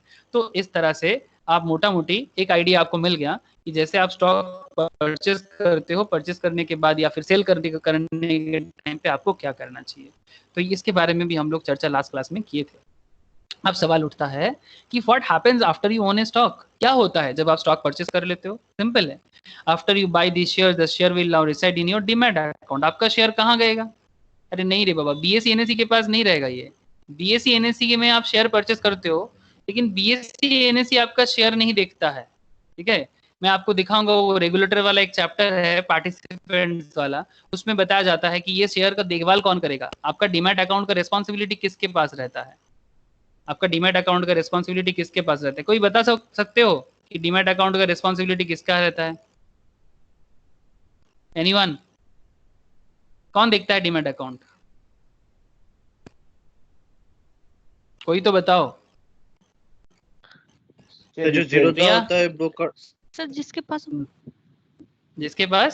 अकाउंट हम ओपन लोग करते हो? खोलते हैं, लाइक जीरोधा, नहीं नहीं, सेबी के पास रहता है। रेगुलेटर्स। हाँ, कोई और कोई बोल रहा है। शंकर जी बोले कुछ? हाँ भी दादा मोहितोष। ओ मोहितोष, बोल मोहितोष, क्या लगे? सेबी का नहीं रे बाबा, सेबी डायरेक्ट नहीं देखता। सेबी के सेबी बस एक ओवरऑल ऑर्गेनाइजेशन है। जो ऑर्गेनाइजेशन देखता है उसका नाम बताओ जो डीमैट अकाउंट को देखता है। दो ऑर्गेनाइजेशन है। हाँ क्या बोले सर, कौन सा ऑर्गेनाइजेशन को देखता है? ये जो आपने डीमैट अकाउंट में आपका शेयर परचेस किया ना, आपका ट्रेडिंग अकाउंट डीमैट अकाउंट है ना, डीमैट अकाउंट के थ्रू से आपने ट्रेडिंग अकाउंट ओपन किया, आपने शेयर परचेस किया, इन्फोसिस का 200 शेयर परचेस किया, ठीक है। Yes. 200 शेयर परचेज किए, 200 शेयर जो भी दाम था 3030 रुपए करके। अब सवाल है कि आपने तो पैसा खर्चा कर दिया, लेकिन पैसा खर्चा कर दिया, स्टॉक भी आपको मिल गया, वो स्टॉक आपके अकाउंट में आके बैठ गया, लेकिन सवाल ये उठता है इतना पैसा खर्चा किया, ये तो लाखों हेलो? रुपया खर्चा हो गया। हाँ बोलो। हेलो, সিডিএসএল এনএসডিএল ওরা দেখে? Thank you. CDSL NSDL NSDL, ठीक है। ये चैप्टर हमने बहुत लोगों के लिए स्किप किया, लेकिन काफी लोग पहले भी पढ़ा था। जैसे रोशनी अभी बोला, मुझे बहुत अच्छा लगा कि CDSL NSDL, ठीक है। NSDL मतलब national security depository limited, and CDSL का फुल फॉर्म होता है सेंट्रल डिपोजिटरी सिक्योरिटी लिमिटेड, ठीक है। ये दोनों सेबी का ही ऑर्गेनाइजेशन है, दोनों गवर्नमेंट ओन्ड कंपनी है। मतलब हम लोग बोलते हैं ना, हम लोग एक वर्ड यूज करते हैं, वर्ड का नाम है सिक्योरिटी मार्केट। हम लोग बोलते हैं इसको सिक्योरिटी मार्केट। सिक्योरिटी मार्केट बोलते हैं तो फिर सिक्योरिटी तो देना पड़ेगा किसी को, सिक्योर्ड है तभी तो सिक्योरिटी। फाइनेंशियल मैटर है, सिक्योरिटी तो बहुत जरूरी है। सिंपल बैंक में अगर कोई लॉकर में सोना रखता है, गोल्ड का लॉकर होता है, तो हर महीने देखने जाते हैं कि मेरा गोल्ड सेफ है कि नहीं, तो बैंक उसके लिए रेंट लेता है। तो ये NSDL CDSL भी ना, आपका जो ब्रोकिंग कंपनी है ना, वो NSDL CDSL उनसे अपना चार्ज ले लेता है, मेंटेनेंस चार्जेस। आपको नहीं पता होता है, वो चार्जेस के अंदर चला जाता है।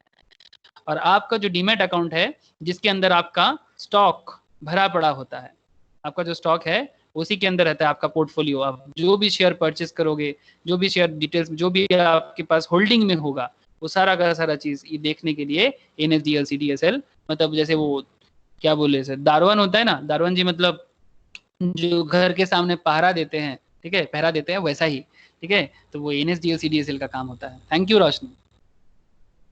और ये NSDL CDSL दोनों सेबी के अंडर पे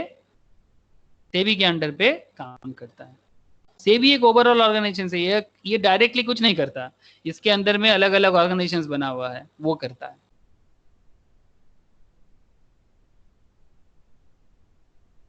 ओके,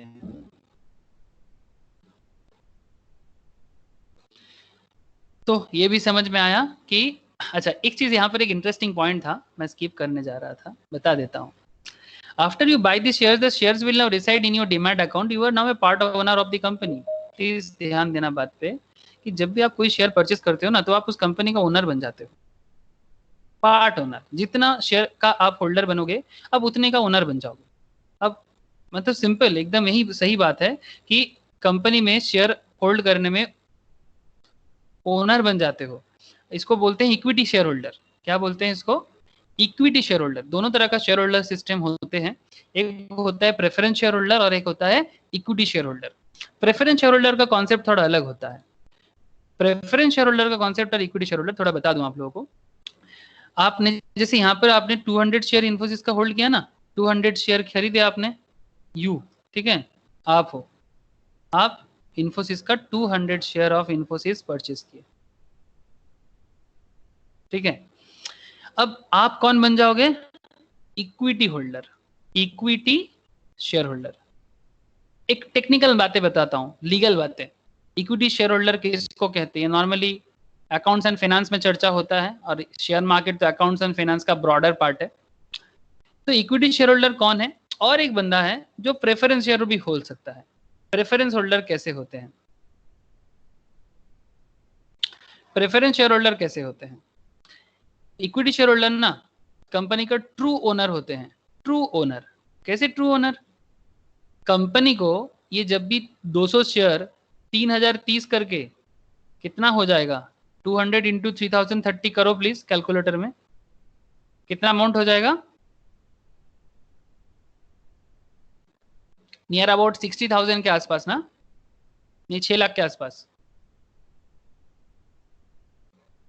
कोई तो बताओ। 6 लाख सर, 6 लाख 6 लाख 6 लाख सर, 6,60,000 ऐसा कुछ हो रहा है। 6,60,000 के आसपास। अब ये जो थोड़ा सा कम 6,60,000 आप हो सकता है। कंपनी, हाँ थोड़ा ठीक है, मैं एक आइडिया ले रहा हूँ, अभी कैलकुलेशन इंपॉर्टेंट नहीं है। 6,60,000 आपने इक्विटी शेयर होल्डर के हिसाब से इन्फोसिस को दे दिया ना, अब आप इन्फोसिस का एक पार्ट ओनर बन गए। जैसे आप यहाँ पर देख सकते हो, ये 2014 में अगर कोई इन्फोसिस का 200 शेयर्स परचेस करता तो वो इन्फोसिस का कितना परसेंटेज होल्ड करता? यहाँ पर डेटा दिया हुआ है आपके सामने मैट में, देखो ये देखो, if you want 200 share of Infosys then you own 0.0000035%। इतना हाई कैपिटल है इसका, उसके सामने आपका कैपिटल ऐसा परसेंटेज आएगा। अगर आप 200 शेयर करते हो, इसका वैल्यू दिख रहा था करीब 6 लाख के आसपास, तो जस्ट इमेजिन कि आप इतना परसेंटेज का ओनर हो, इतना परसेंटेज का ओनर हो आप। अब ओनर जब हो तो इसको ट्रू ओनर कहते हैं। और ट्रू ओनर का क्या खेल है कि जब कंपनी, मतलब अगर बाई चांस फ्यूचर में कंपनी लॉस में जाएगा ना, फ्यूचर में कंपनी अगर लॉस हो जाता है, कंपनी को अगर लॉस होता है तो आप डिविडेंड क्लेम नहीं कर सकते, डिविडेंड क्लेम नहीं कर सकते, कांट, डिविडेंड क्लेम नहीं कर सकते। क्यों? क्योंकि आप ट्रू ओनर हो। प्रेफरेंस, जो इक्विटी शेयर वाले होते हैं ना, ये इक्विटी शेयर वाले, ये कंपनी का ट्रू ओनर होते हैं और कंपनी के लॉस जो भी होगा वो उसको सहना पड़ेगा। और प्रॉफिट जब होता है ना तो छप्पड़ फाड़ के मिलता है। इवन जब कंपनी वाइंड अप होता है, किसी कारण में अगर किसी कंपनी को बंद होना पड़े, जिसको हम लोग वाइंड अप करना या लिक्विडेशन करना बोलते हैं, जब कंपनी बंद होते हैं तो ये ट्रू ओनर जो होते हैं ना, ये इतना पैसा डाले हैं, कोई तो 6,60,000 क्या, कोई तो 6 करोड़ तक डाल देता है, लेकिन वाइंडिंग अप के टाइम पे आपको पैसा मिलेगा, इसका कोई गारंटी नहीं है। No guarantee, no guarantee. फिर भी स्टॉक मार्केट में इन्वेस्ट करने के लिए आप समझाते रहते हैं, इतना पैसा इन्वेस्ट करते हैं फिर भी मेरा रिटर्न का कोई गारंटी नहीं है। नहीं, रिटर्न का कोई गारंटी नहीं है। क्यों? क्योंकि आप ट्रू ओनर हो। हेलो, प्लीज मेरा बात समझ पा रहे हैं आप लोग? हाँ सर। इतना पैसा हम लोग इन्वेस्ट करते हैं लेकिन फिर भी हम लोगों को कोई गारंटी नहीं है रिटर्न का। इवन कंपनी बंद होने के टाइम पे हम अगर जाके बोले कि मैं कंपनी में इतना इन्वेस्ट किया, कंपनी अगर वाइंडिंग अप हो रहा है, लिक्विडेट हो रहा है, लिक्विडेट होना मतलब समझते हो ना, कि कंपनी अपना जो भी प्रॉपर्टी है उसको धीरे धीरे धीरे धीरे धीरे धीरे सेल करके, ठीक है, उसका एक प्रोसेस होता है, लीगल प्रोसेस, जो सीएस इस पे काफी अच्छा काम करते हैं, वो लीगली उस एक एक चीज को सेल करता है और उसमें इक्विटी वाले जाके बोलता है कि मैं भी कंपनी में काफी इन्वेस्ट किया, मुझे भी पैसा दिया जाए। तो जो लिक्विडेटर होता है ना, लिक्विडेटर मतलब जो कंपनी को लिक्विडेट करता है, वो बोलेगा कि आप क्या कौन हो, तो आप बोलते हो मैं इक्विटी ओनर हूं, I am the equity share holder. तो वो हंसेगा आप पे, बोले देखिए कंपनी का लॉस है बहुत, तो पहले ना सबसे पहले क्रेडिटर को पेमेंट किया जाएगा, मतलब जो कंपनी का लेन देन करके, मतलब जिससे रॉ मटेरियल्स वगैरह क्रेडिट में लेके कंपनी ने बिजनेस किया था, सबसे पहले क्रेडिटर, ठीक है। उसके बाद जो लोन है कंपनी का, ठीक है, मतलब वो भी क्रेडिटर है, बैंक लोन वगैरह जो है उसको दिया जाएगा, ठीक है, बैंक को पेमेंट मिलेगा। उसके बाद आता है प्रेफरेंस होल्डर, इसी में मैं बात करूंगा प्रेफरेंस होल्डर का। प्रेफरेंस शेयर होल्डर, ये लोग शेयर होल्डर कहला जाता है, लेकिन ये ना कंपनी का प्रॉफिट का पार्ट लेते हैं। मतलब ये कहते हैं कि मैं कंपनी को, मतलब ये इशू होता है आजकल म्यूचुअल फंड के थ्रू से इशू हो जाते हैं, डायरेक्ट भी थोड़ा कम मिलता है मार्केट में, लेकिन म्यूचुअल फंड कंपनीज के थ्रू से हो जाता है। ये ऐसे बोलते हैं कि मैं कंपनी में इन्वेस्ट करूंगा, जो भी कंपनी हो, ठीक है, इन्फोसिस का ही नाम ले लेते हैं, मैं इन्वेस्ट करूंगा, मैं 6 लाख इन्वेस्ट करूंगा, ओके, 6 लाख में ये बोलता है मुझे वो सब शेयर होल्डिंग में नहीं चाहिए, आप मुझे ना 15% रिटर्न दे देना। बैंक में जमा करते तो कितना मिलता, 6-7%, आप मुझे डबल दे देना 15%। तो वो ना फिक्स अमाउंट में रिटर्न पहले से कंपनी के साथ बात कर लेते हैं। अगर कंपनी को लगता है कि हाँ 15% रिटर्न ठीक है मैं दे दूंगा, लेकिन इससे ज्यादा कंपनी अगर प्रॉफिट कर भी लिया तो भी 15%। जैसे इक्विटी वाले, जैसे आप रुचि सेवा में देख ही पा रहे हैं कितना रिटर्न कमाया, तो रुचि सेवा का जो वो लोग तो 1000% से भी ज्यादा इनकम कर लिया। लेकिन प्रेफरेंस वाले अगर ऐसा होगा ना, जो शेयर होल्डर तो है लेकिन उसको 15% से ज्यादा एक पैसा नहीं मिलेगा, 15% से ज्यादा 1 रुपी नहीं मिलेगा। तो ये प्रेफरेंस शेयर होल्डर का खेल है। लेकिन अगर कंपनी को लॉस भी होता है ना, अगर कंपनी को लॉस भी होता है ना, तो भी वो बाद में क्लेम करने का जगह होता है प्रेफरेंस वाले को, जिसमें इक्विटी को नो मौका। अगर बाद में कंपनी में लॉस, कंपनी का लॉस भी होता है, कंपनी का लॉस भी होता है ना, तो प्रेफरेंस को मौका है, प्रेफरेंस वाले को मौका है कि वो कुछ ना कुछ क्लेम कर सकता है। अगर कुछ बचा कुचा रहेगा तो वो उठा सकते हैं, लेकिन equity share holder can't. Equity share holder जो होगा ना वो नहीं कर सकता, वो तो बेचारा रोएगा बैठे बैठे, देखो ये रो रहा है, मेरा ड्राइंग बहुत खराब है रो रहा है, रो के गिर पड़ा है, ठीक है। इक्विटी शेयर होल्डर को नहीं मिलेगा। लेकिन सर फिर भी हम लोग मार्केट में इन्वेस्ट करेंगे। हाँ रे बाबा, उसी का तो खेल है। क्या प्रेफरेंस एंड इक्विटी का ये डिफरेंस आपको समझ में आया? प्लीज बताइएगा। सर काफी इंटरेस्टिंग पॉइंट था कि मेरा कोई गारंटी नहीं है फिर भी मैं रिटर्न मतलब इन्वेस्ट करूं। लीगल मैटर है, एकदम लीगल मैटर है और ये एकदम फाइनेंशियल फैक्ट है, ऐसा ही होता है। ओके, तो यही था what happens after you own a stock. तो कहना क्या चाहते हैं, by virtue of owning this shares you are entitled to few corporate benefits like dividends. Dividend मतलब पार्ट ऑफ प्रॉफिट। डिविडेंड मतलब सिंपल है, जैसे लोन का इंटरेस्ट होते हैं ना, जो लोन देते हैं, जैसे बैंक लोन के बदले क्या लेते हैं, इंटरेस्ट।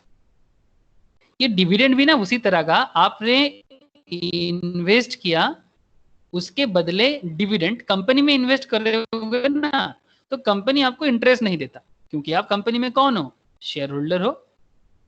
शेयर होल्डर हो, अब शेयर होल्डर को ना डिविडेंड मिलता है। बात कहने में सेम तरह का ही है, पैसा ही है, इंटरेस्ट भी रिटर्न है, डिविडेंड भी रिटर्न है, बट ये प्रॉफिट का पार्ट माना जाता है, part of profit, that's why called dividend. Stock split हो सकता है, बोनस राइट इशू हो सकता है, ये सब मैटर में आगे चर्चा करेंगे।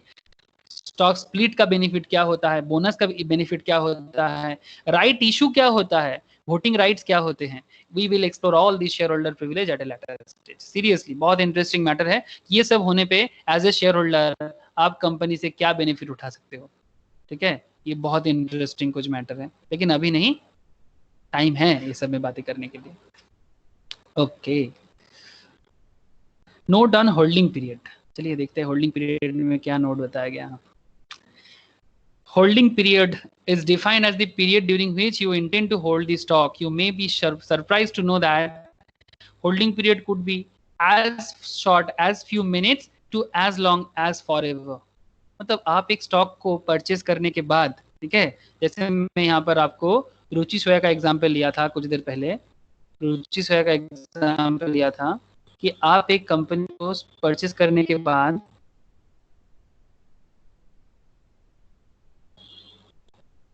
देखिए यहाँ पर रुचि को जैसे हम लोगों ने परचेज किया था, उसके बाद कोई 1 मिनट भी इसको होल्ड करके रख सकता था, 1 मिनट भी कर सकता था और 1 ईयर भी कर सकता था। अब डिपेंडिंग आपके डिसीजंस पे कि आपका क्या पेशेंस और नॉलेज लेवल है। अगर पेशेंस एंड नॉलेज लेवल अच्छा है तो 1 मिनट होल्ड करके सेल कर दो। अगर आप 1 साल होल्ड करना चाहते हो तो 1 साल के लिए रखो, लाइफ लॉन्ग के लिए रख सकते हो। जब तक कंपनी है आपका शेयर भी है, कंपनी लॉस में गया तो आपका शेयर भी डूबा। जैसे एक कंपनी का नाम बताओ ना कि शेयर, कंपनी का शेयर था और कंपनी डूबा, इससे बेहतर एग्जाम्पल और क्या हो सकता है। रिलायंस, रिलायंस आपका नाम बताओ ना, मुझे नाम याद नहीं आ रहा है, वो अनिल अंबानी का कंपनी का नाम क्या है? उसका याद नहीं सर, पीसी चंद्र ज्वेलर्स का था, बहुत ठीक ठाक चल रहा था, अभी बहुत कम हो गया। नहीं रिलायंस तो मतलब खराब, पूरा खत्म हो गया। रिलायंस कम्युनिकेशन, रिलायंस इंडस्ट्री का हालत अच्छा है अभी। हाँ, रिलायंस इंडस्ट्री तो मुकेश अंबानी का है और रिलायंस कम्युनिकेशन जो था वो अनिल अंबानी का है। हालत देखो एक बार, ये देखो, देखिए उसका कुछ दिमाग नहीं चलता है, वो कंपनी क्या चलाएगा। वो तो सिर्फ पाप दाद, मतलब भैया से झगड़ा करके दिखा रहा था मैं ये कर सकता हूँ वो कर सकता हूँ। झगड़ा करके क्या फायदा शेयर देखिए ये भी एक हालत है। देखिए प्लीज देखिए, सबको बोल रहा हूँ, देखिए इसका डेटा दिखाता हूँ एक बार कि कंपनी जब हालत खराब होता है क्या हालत होता है। 5 साल का डेटा दिखाता हूँ, अच्छा मैक्सिमम डेटा दिखाता हूँ। 2008 में सिचुएशन देखिए इसका, 2008 में रिलायंस कम्युनिकेशन का सिचुएशन देखिए। 2008 में 800 के आसपास चल रहा था इसका शेयर, 800 के आसपास।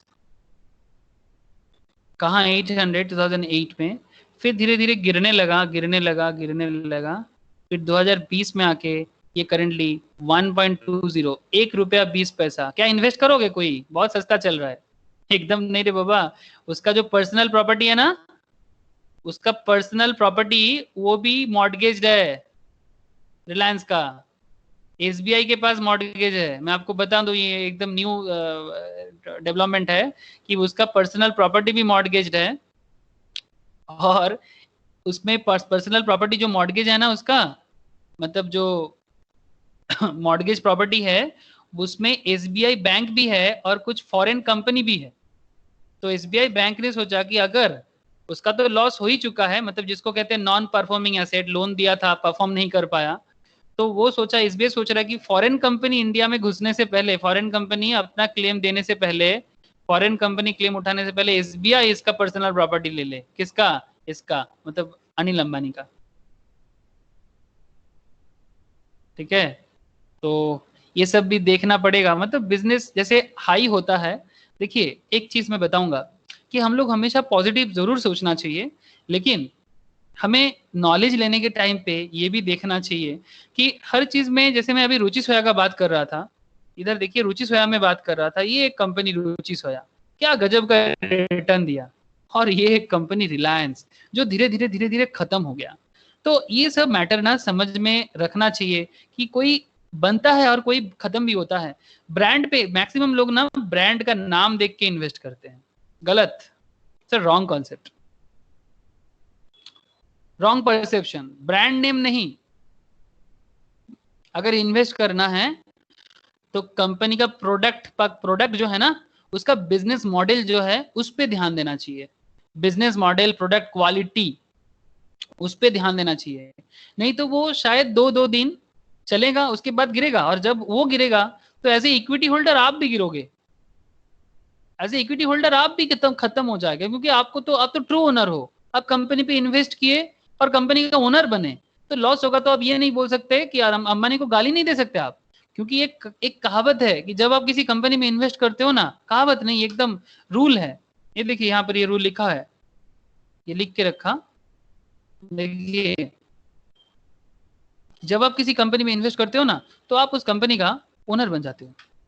ये देखिए, when the legendary investor Warren Buffett को पूछा गया था what is favourite holding period, he is in fact replied forever, उसने बताया था फॉरएवर, जिंदगी भर के लिए मैं इन्वेस्ट करता हूँ। In the earlier example quoted in this chapter, illustrated how Infosys stock moved from 3000 to 3016 in matter of 5 minutes. This is not a bad return after all.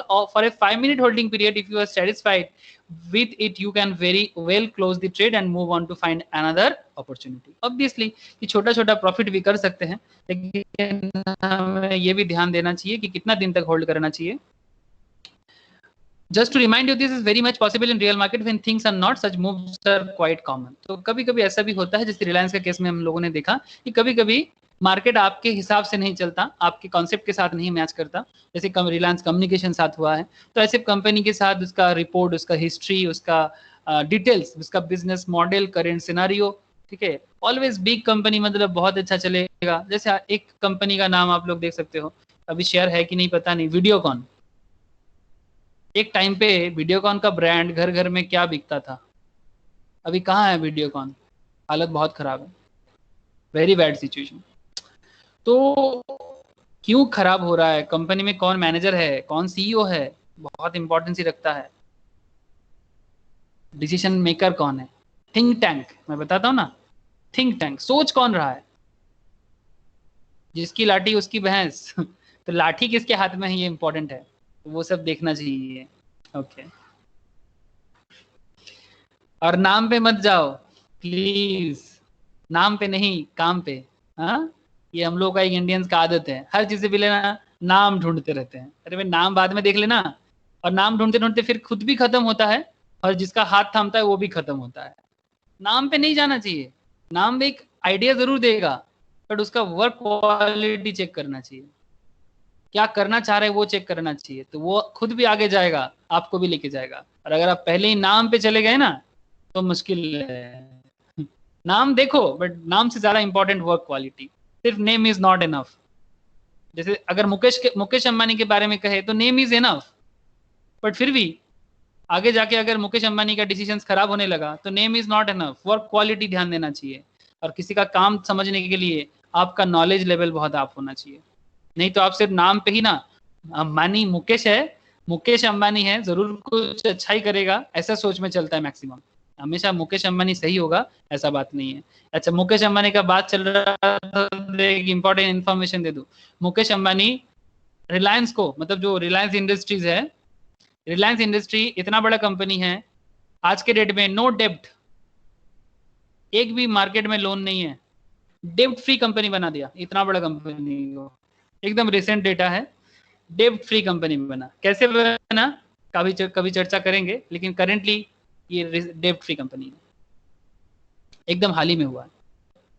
Okay, बड़ा एक इंटरेस्टिंग मुद्दा पे आ गए सर। इन्वेस्टमेंट सिखाते जा रहे हैं आप, रिटर्न कैलकुलेट करना भी तो सिखाइए। एक इंटरेस्टिंग मुद्दा है, ध्यान से सुनिएगा।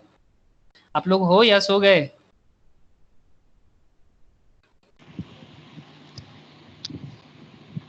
है सर, है। रिटर्न कैलकुलेट का टाइम आया तो सोना नहीं है, उठ जाओ। How to calculate return? Now everything in market boils down one thing, generating reasonable rate of return. Maximum लोग तो यही सोच के मर जाता है कि भाई आया कितना, रिटर्न बता, रिटर्न वो सब नहीं चाहिए, बता रिटर्न बताओ। मैक्सिमम इसी में दिमाग खराब हो जाता है।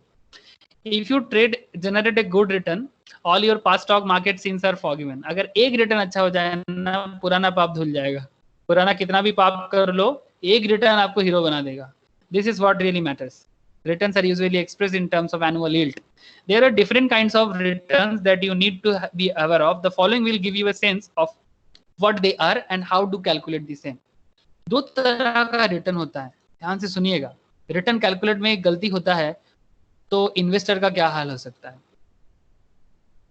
One is called absolute return. Absolute return किसको कहेंगे? Absolute return matlab, this is the return that you trade on investment has generated in absolute terms. It helps you answer this question. I bought Infosys at 3030 and sold it at 3550. How much percentage return did I generate? Formula क्या है? Simple compounding discounting का formula है। Ending period value divided by starting period value। मतलब ये देखो ना, formula एकदम simple है। Ending period value divided by starting period value minus 1, मतलब और डिवाइडेड बाय इनटू 100 कर देंगे। मतलब अगर मैंने 3550 इनकम किया, कोई भी रिटर्न कैलकुलेट करने का सिंपल तरीका, 3550 मैंने इनकम किया, ये वाला डेटा, और 3030 मैंने इन्वेस्ट किया था। ये जो अमाउंट है इससे आप -1 कर दो, इंटू 100 कर दो। -1 इसलिए क्योंकि आपको रिटर्न कैलकुलेट करना है, तो इसको अगर आप कैलकुलेटर से करोगे ना तो आपको दिखेगा 0.1716। -1 क्यों? क्योंकि ये आपका प्रिंसिपल अमाउंट है, उसको हटाओ, ठीक है। तो आपको पता चलेगा कि ये, क्योंकि सिंपल कहना होता है ना, अगर आपको किसी जगह से बोला जा रहा है कि 1 रुपया डालने से आपको मिला आप 1 रुपी इन्वेस्ट किए, 1 रुपी इन्वेस्ट किए तो आपके सामने आया 70% रिटर्न, तो आप ऐसे बोल रहे हो कि 1.70 आया। तो अब 1.70 से अगर 1 को हटाओगे तो ही ना आपको पता चलेगा कि आपका रिटर्न कितना है। तब आप क्या बोलोगे? 0.70 है ना, क्योंकि बाकी आपका तो प्रिंसिपल अमाउंट है। तो ये 1 रुपीज आपका प्रिंसिपल अमाउंट है, इसलिए 1 को हटाओ, 0.70 को इंटू 100 कर दो, तो आपका रिटर्न क्या आ गया? 70%।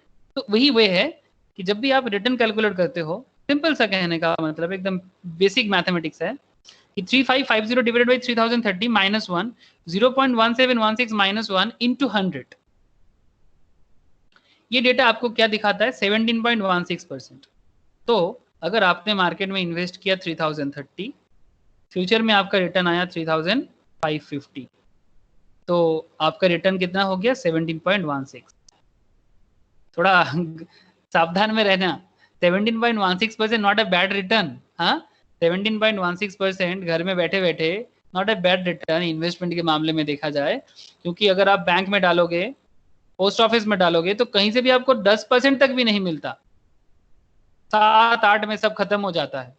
ऊपर से लॉकिंग पीरियड का खेल है, 5 साल का लॉकिंग पीरियड, 2 साल का लॉकिंग पीरियड, यहाँ बैठे बैठे 17.16% कमा लिए।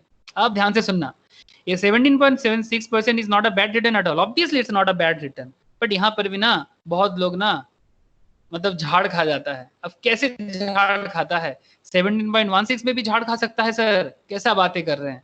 ध्यान से देखिएगा कि कैसे आप झाड़ खा सकते हो, मतलब आपका सोच उल्टा पड़ सकता है। अब एक बात करेंगे एब्सोल्यूट रिटर्न नहीं, अब बात करेंगे कंपाउंडेड एनुअल ग्रोथ रेट। ये मच मोर लॉजिकल है, बहुत ज्यादा।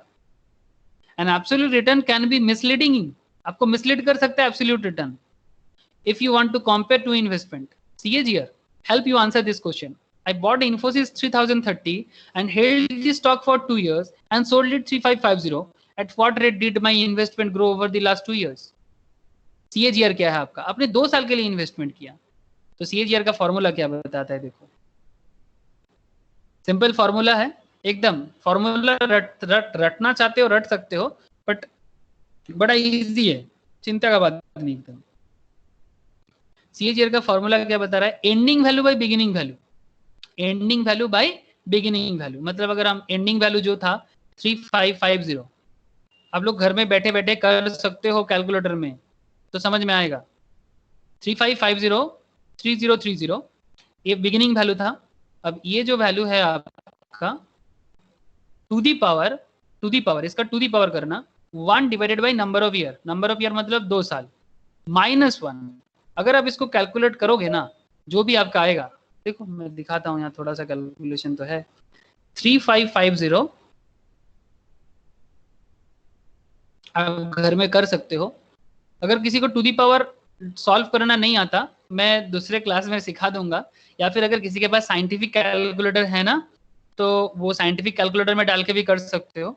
अगर साइंटिफिक नहीं है, नॉर्मल कॉमर्शियल कैलकुलेटर में कैसे होता है, उसके लिए मैं आप लोगों को बताऊंगा कैसे करना होता है। आप लोग अगर किसी को समझ में नहीं आएगा तो मैं नेक्स्ट क्लास में जरूर बताऊंगा कि कैसे आप इस हाफ को सॉल्व कर सकते हो इन कॉमर्शियल कैलकुलेटर, जो नॉर्मली कॉमर्स स्टूडेंट्स के पास होते हैं। बाकी साइंटिफिक में तो नॉर्मल डालने से आ जाएगा, ठीक है। तो ये कैलकुलेट करना जानना बहुत ईजी है। 3550 by 3030 to the power 1 divided by number of year, कितना दिन के लिए आप इन्वेस्ट किए थे, -1। ऐसा करोगे तो आपका रिटर्न क्या दिख रहा है? 8.2%। आप गलत फहमी में थे। 17.16 का जो सोच आपका चल रहा था, आप गलत फहमी में थे, क्योंकि आपका इन्वेस्टमेंट 2 साल के लिए था। लेकिन आपने स्टार्टिंग में क्या किया? आप एक कॉमन सोच लगा रहे थे कि मैं 3030 में इन्वेस्टमेंट किया, आज 3550 चल रहा है, सोचो सर मैंने कितना रिटर्न कमा लिया। और आप लोग बड़ा खुश होते हैं नॉर्मल इंसान कि मैं तो 17% रिटर्न कमाया।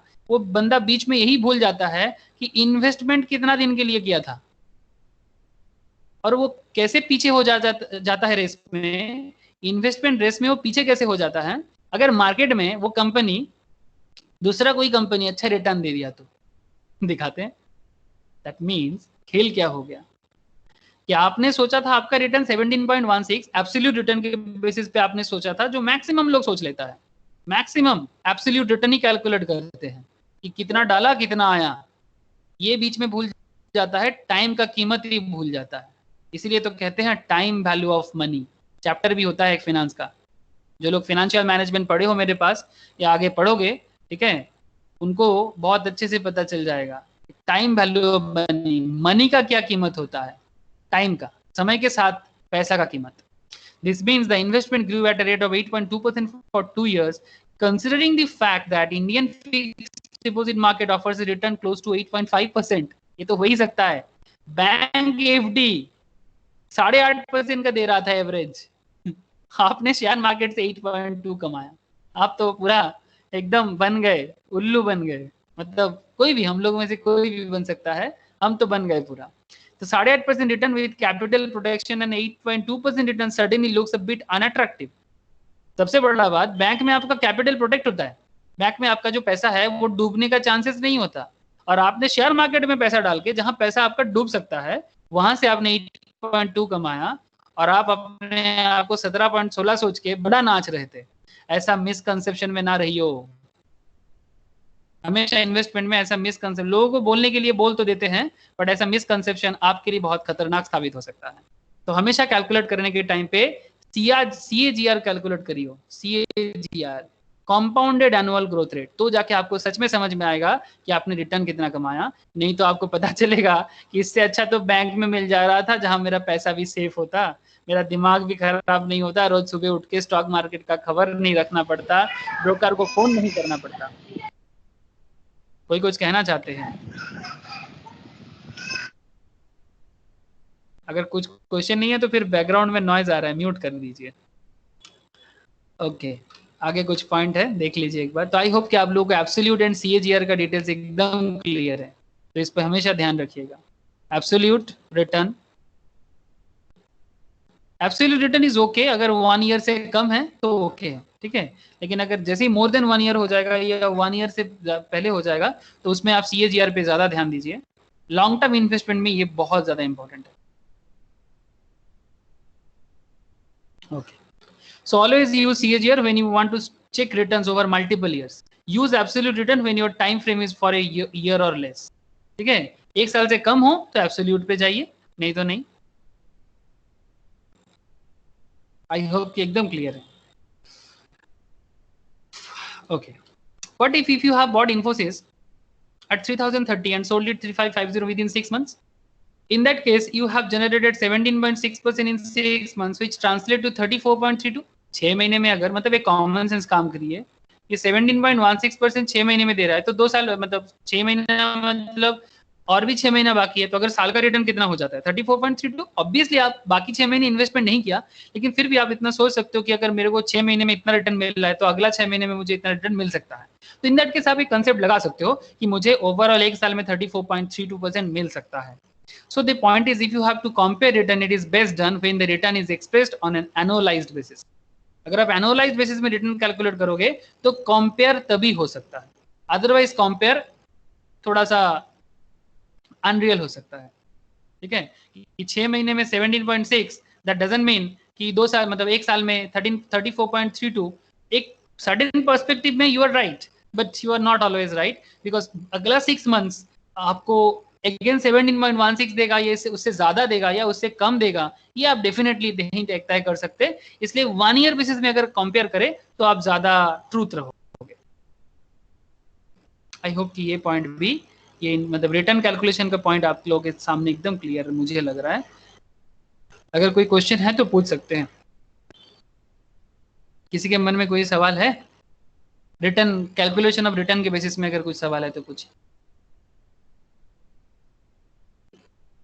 ओके, आप लोगों को सब सुनाई दे रहा है ना? हाँ सर। ओके सर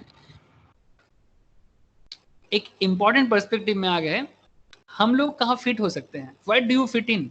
आप कहाँ फिट हो सकते हो? मतलब आपका इन्वेस्टमेंट का जो तजुर्बा है, आपका इन्वेस्टमेंट करने का जो नजरिया है, वो कहाँ फिट हो सकता है? What do you fit in? मतलब हर एक का ना अपना अपना स्किल होता है। जैसे मैं क्रिकेट से समझाता हूँ, कोहली का एक अपना स्ट्रोक सिस्टम होता है, धोनी का अपना, रोहित का अपना, पुजारा है ना, पुजारा टेस्ट में बड़ा चलता है इसका बल्ला, इसका अपना चेतेश्वर पुजारा, बहुत लोग नाम नहीं सुने होंगे क्योंकि टेस्ट क्रिकेट ही खेलता है। इसको कोहली बोलता है कि कभी छक्का मार के दिखाना, आज तक 6 एक ही मारा है। तो गजब का प्लेयर है, क्या पेशेंस लेवल में काम करता है। तो कोई कोहली हो सकता है, कोई धोनी हो सकता है, कोई रोहित हो सकता है, कोई पुजारा हो सकता है, लेकिन हर कोई रिटर्न कमा सकता है मार्केट से, हर कोई रिटर्न कमा सकता है अपने अपने स्किल पे भरोसा रख के। Exactly, what do you fit in? Okay sir, market के हिसाब से समझाइए, क्रिकेट नहीं समझना है। ओके, क्रिकेट नहीं समझाएंगे, ठीक है। Each market participant has his or her own unique style to participate in the market. Their style evolves as and when they progress and witness market cycles. Their style is also defined by the kind of risk they are willing to take in the market. Irrespective of what they do, they can be categorized as either trade or an investor. आप क्या करते हो इसके ऊपर depend करता है कि आपको ट्रेडर कहा जाए या इन्वेस्टर, ठीक है। आप लोग क्रिकेट में पिन हिटर का नाम सुने हो? पिन हिटर कौन होता है जानते हो? ये ना नॉर्मली ऐसा प्लेयर होता था हरभजन सिंह। बैटिंग के हिसाब से हरभजन नॉर्मली बॉलर हुआ करता था, लेकिन ये पिंच हिटर होता था।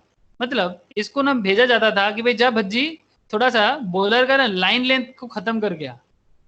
भज्जी का इसीलिए भेजा जाता था कि वो बॉलर का लाइन लेंथ बिगड़ पाए और वो जो अच्छा बॉल होता था ना उसमें भी 4 छक्का लगा सकता था। पिंच हिटर जो नॉर्मली बैटिंग में बहुत अच्छा नहीं है, लेकिन ऐसा हिट कर सकता है, पूरा खेल को बदल सकता है।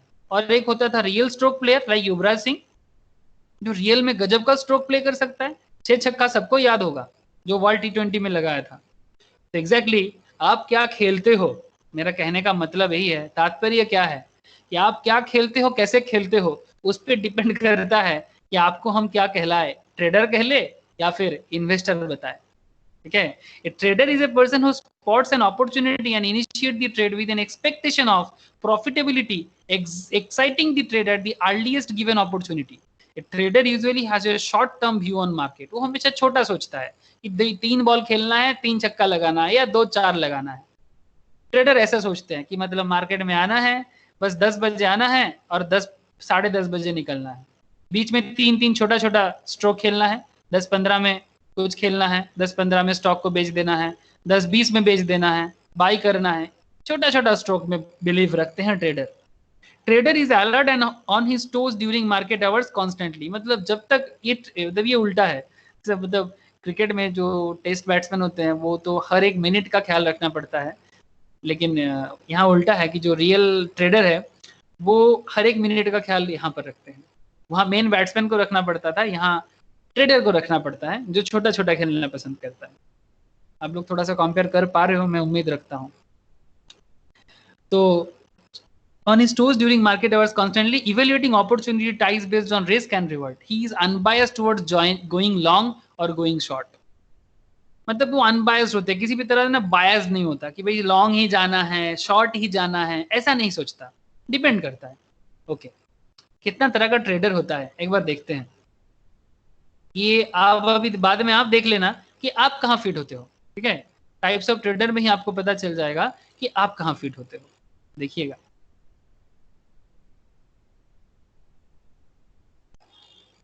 डे ट्रेडर, ये लोग क्या करता है, initiate and closes the position during the day, मतलब वो 1 डे का खेल खेलता है। उसी दिन सुबह को मार्केट में कुछ शेयर परचेस करेगा और शेयर बाई करने के बाद उसी दिन सेल करेगा। वो सेल के लिए सेकंड डे ने वेट नहीं कर सकता, same day sell, same day buy sell, same day. अगर जैसे मंडे मार्केट ओपन होगा, वो मंडे पे खरीदेगा और मंडे पे ही सेल करेगा। He would buy 100 shares of TCS at 2212, मतलब 2212 में खरीद रहा है 9:15 में, and sell it at 2220 at 3:20 में, मतलब मार्केट ओपन होने से बस 10 मिनट पहले। और ये जब मार्केट ओपन हुआ था, मेकिंग ए प्रॉफिट ऑफ 800। एक दिन मार्केट में खेला, 2212 में खरीदा था, 2002 मतलब 2212 में परचेस किया था एंड 2220 में सेल कर दिया। सेम डे पे उसने 800 का प्रॉफिट किया।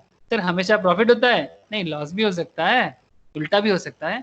Day trader usually trade 5 to 6 stocks per day. Normally इनका जो बेसिक कैरेक्टरिस्टिक होता है वो एक दिन में 5 से 6 स्टॉक को मतलब मॉनिटर कर सकते हैं, ट्रैक कर सकते हैं और वो अपना खेल खेलता है। तो यहाँ पर एक दिन में 800 कमाया। अगर इस तरह से वो मतलब Monday to Friday daily market open रहता है, हफ्ते में 2, 4, 6, 8 दिन छोड़ के अगर वो 22 डेज करता है तो 800 करके 22 दिन का अगर प्रॉपरली खेल पाया तो इस तरह का इनकम कर सकते हैं। लॉस भी शामिल है, सिर्फ profit is always not there, because सिक्का का 2 पहलू होते हैं।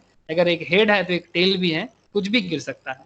लेकिन हाँ, नॉलेज के साथ खेलने से अच्छा रहेगा। ये हेड टेल से थोड़ा ज्यादा एनालिटिकल है, हेड टेल तो एकदम मतलब गेस नहीं किया जा सकता। ओके, तो ये था डे ट्रेडर का खेल। स्काल्पर कौन होते हैं? ध्यान से सुनना, स्काल्पर एग्जाम रिलेटेड क्वेश्चन में बहुत पूछता है। स्काल्पर type of day trader, he usually trades very large quantity of shares and holds the stock for very less time with an intention to make a small but quick profit. For example, he would buy 10,000 shares of TCS 2212 915 में and 2212.10 मतलब 10 पैसे के gap में, 10 पैसा 9:16 में cell कर दिया। हाँ हाँ हाँ, 9:15 में परचेस किया, 9:16 में सेल कर दिया। और 10,000 शेयर परचेस किया था, 10,000 शेयर इनटू 0.10 मतलब 10 पैसा, इसी के गैप में सेल कर देगा वो, इसी के गैप में सेल कर देगा। ऐसा भी लोग आते हैं मार्केट में, बट ये लोग थोड़ा सा ना ज्यादा ही रिस्क लेते हैं, बट ऐसा भी इस कॉन्सेप्ट में मार्केट में खेला जा सकता है। इसने क्या प्रॉफिट किया? वो बंदा सारा दिन जितना ना मेहनत किया, ये तो 1 मिनट में 1000 का प्रॉफिट कर लिया। अगर सच में ऐसा हुआ तो, ऐसा होता भी है, 1 मिनट में 1000 rupees, 1000 rupees in 1 minute, 1 minute में 1000 रुपीज का प्रॉफिट किया। लेकिन उसके लिए उसने 10,000 शेयर्स 2212 मतलब अमाउंट ऑफ इन्वेस्टमेंट देखना, 10,000 शेयर 2212 इंटू करो, पता चलेगा एट ए टाइम कितना इन्वेस्टमेंट चाहिए. In a typical day, he would have placed many such trades. As you may have noticed, a scalp trader is highly risk averse. Risk, ये ज्यादा risk जरूर लेते हैं, बट इसको रिस्क एवर्स भी कहा जाता है. मतलब अगर पहला फर्स्ट मिनट में रिस्क दिख रहा है तो सेकंड मिनट में ये रिस्क को हटाना चाहता है, तो ये रिस्क एवर्स हो गया. मतलब ये सेकंड थर्ड मिनट तक वेट नहीं करना चाहता, इसलिए अपना रिस्क को हटाना चाहता है, इसलिए रिस्क एवर्स है, नॉट रिस्क टेकर्स. ठीक है, स्कैल्पर में आगे आगे और भी चर्चा होगा. ठीक है, अभी थोड़ा और देख लेते हैं. स्विंग ट्रेडर, ये कैसे, ये बड़ा इंटरेस्टिंग है. स्विंग ट्रेडर ये कुछ दिनों के लिए इन्वेस्ट करते हैं. Holds on to his trade for slightly longer time duration. The duration can run into anywhere between few days to weeks. कुछ दिनों से लेके एक हफ्ता maximum. Typically 100 shares of TCS 2212 12 जून में परचेज किया और 2014 सेल कर रहा है 19 जून में. ठीक है, कुछ दिनों के लिए, तो इसको कहेंगे स्विंग ट्रेडर.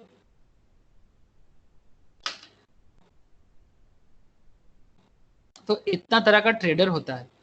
ठीक है, कुछ फेमस ट्रेडर का नाम दिया है इधर जो ग्लोबली बहुत फेमस है, ग्लोबल लेवल में.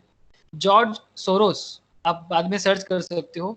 ED Seykota, Paul Tudor, Michael Steinhardt, Van K Tharp, Stanley ड्रकनमिलर. ये सब कुछ फेमस ट्रेडर है जो ग्लोबल लेवल में काफी फेमस है. ठीक है, इनको ट्रेडिंग करने का टेक्निक आता है. कुछ भी इम्पॉसिबल नहीं है. 1 मिनट में 1000 रुपया कमाना, ठीक है, एक दिन में 800 कमाना, या फिर कुछ ही दिनों में कुछ मतलब 10,000 कमाना. इट्स नॉट इम्पॉसिबल, क्योंकि ये लोगों ने करके दिखाया. ठीक है, तो आप इनको पढ़ सकते हो, इनके बारे में और जान सकते हो, तो आपको आइडिया मिलेगा. ओके, करीब करीब हम लोग कंप्लीशन की तरफ ही हैं. कुछ पॉइंट्स है आज बोल देना चाहिए, थोड़ा सा बताता हूँ. नेक्स्ट दिन डिटेल्स में चर्चा करेंगे. एक है आपका ग्रोथ इन्वेस्टर और एक है आपका वैल्यू इन्वेस्टर. ये मेरा सबसे फेवरेट 2 कॉन्सेप्ट है जिसको मैं बहुत ज़्यादा बिलीव करता हूँ. एक है इन्वेस्टमेंट ऐसा करो एज ए ग्रोथ इन्वेस्टर जैसा करो, और या फिर वैल्यू देख के इन्वेस्ट करो. इस पे मैं चर्चा नेक्स्ट दिन करूँगा, काफ़ी इंटरेस्टिंग है. और मैं सबको नॉर्मली इसी में मोटिवेट करता हूँ कि please become a growth investor और वैल्यू इन्वेस्टर. तो कैसे आप लोग वैल्यू इन्वेस्टर या ग्रोथ इन्वेस्टर बन सकते हो, मैं नेक्स्ट दिन जरूर चर्चा करूँगा. ठीक है, कुछ फेमस लोग भी हैं जो as a value investor, growth investor काफ़ी फेमस है. तो ये हम लोग का नेक्स्ट दिन का चर्चा होगा. तो आई होप कि आप लोगों को आज का क्लास पूरा का पूरा समझ में आया. स्टार्टिंग से लेके हम लोग चाइना का जो ट्रेडिंग पॉइंट ऑफ व्यू है कि सच में बॉयकॉट करना चाहिए कि नहीं चाहिए. फिर हम लोगों ने ये भी देखा कि ग्रोथ का क्या सिचुएशंस है, आपका इंडिया का इकोनॉमी में क्या इफेक्ट आ सकता है. फिर हम लोगों ने देखा कि रिटर्न कैसे कैलकुलेट किया जा सकता है. तरह तरह का मैटर ने हम लोगों ने डिस्कशंस किया. मुझे लगता है कि आप लोगों को पूरा समझ में आया. मैं आप लोगों के सामने 2 मिनट आ रहा हूँ. अगर किसी के मन में कुछ भी सवाल है रिगार्डिंग टुडेज क्लास, आप लोग मुझे पूछ सकते हो. सर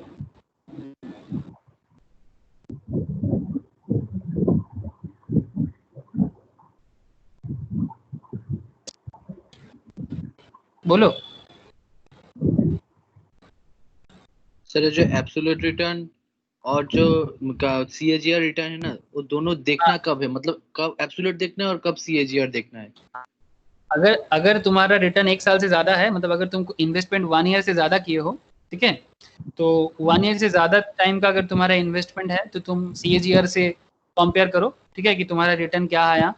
ठीक है, अगर 1 साल से कम है तो एब्सोल्यूट पे जाओ. बात समझ में आ रहा है? और जो मतलब टू द पावर जो हाफ दिखा है वो नेक्स्ट दिन बताएंगे.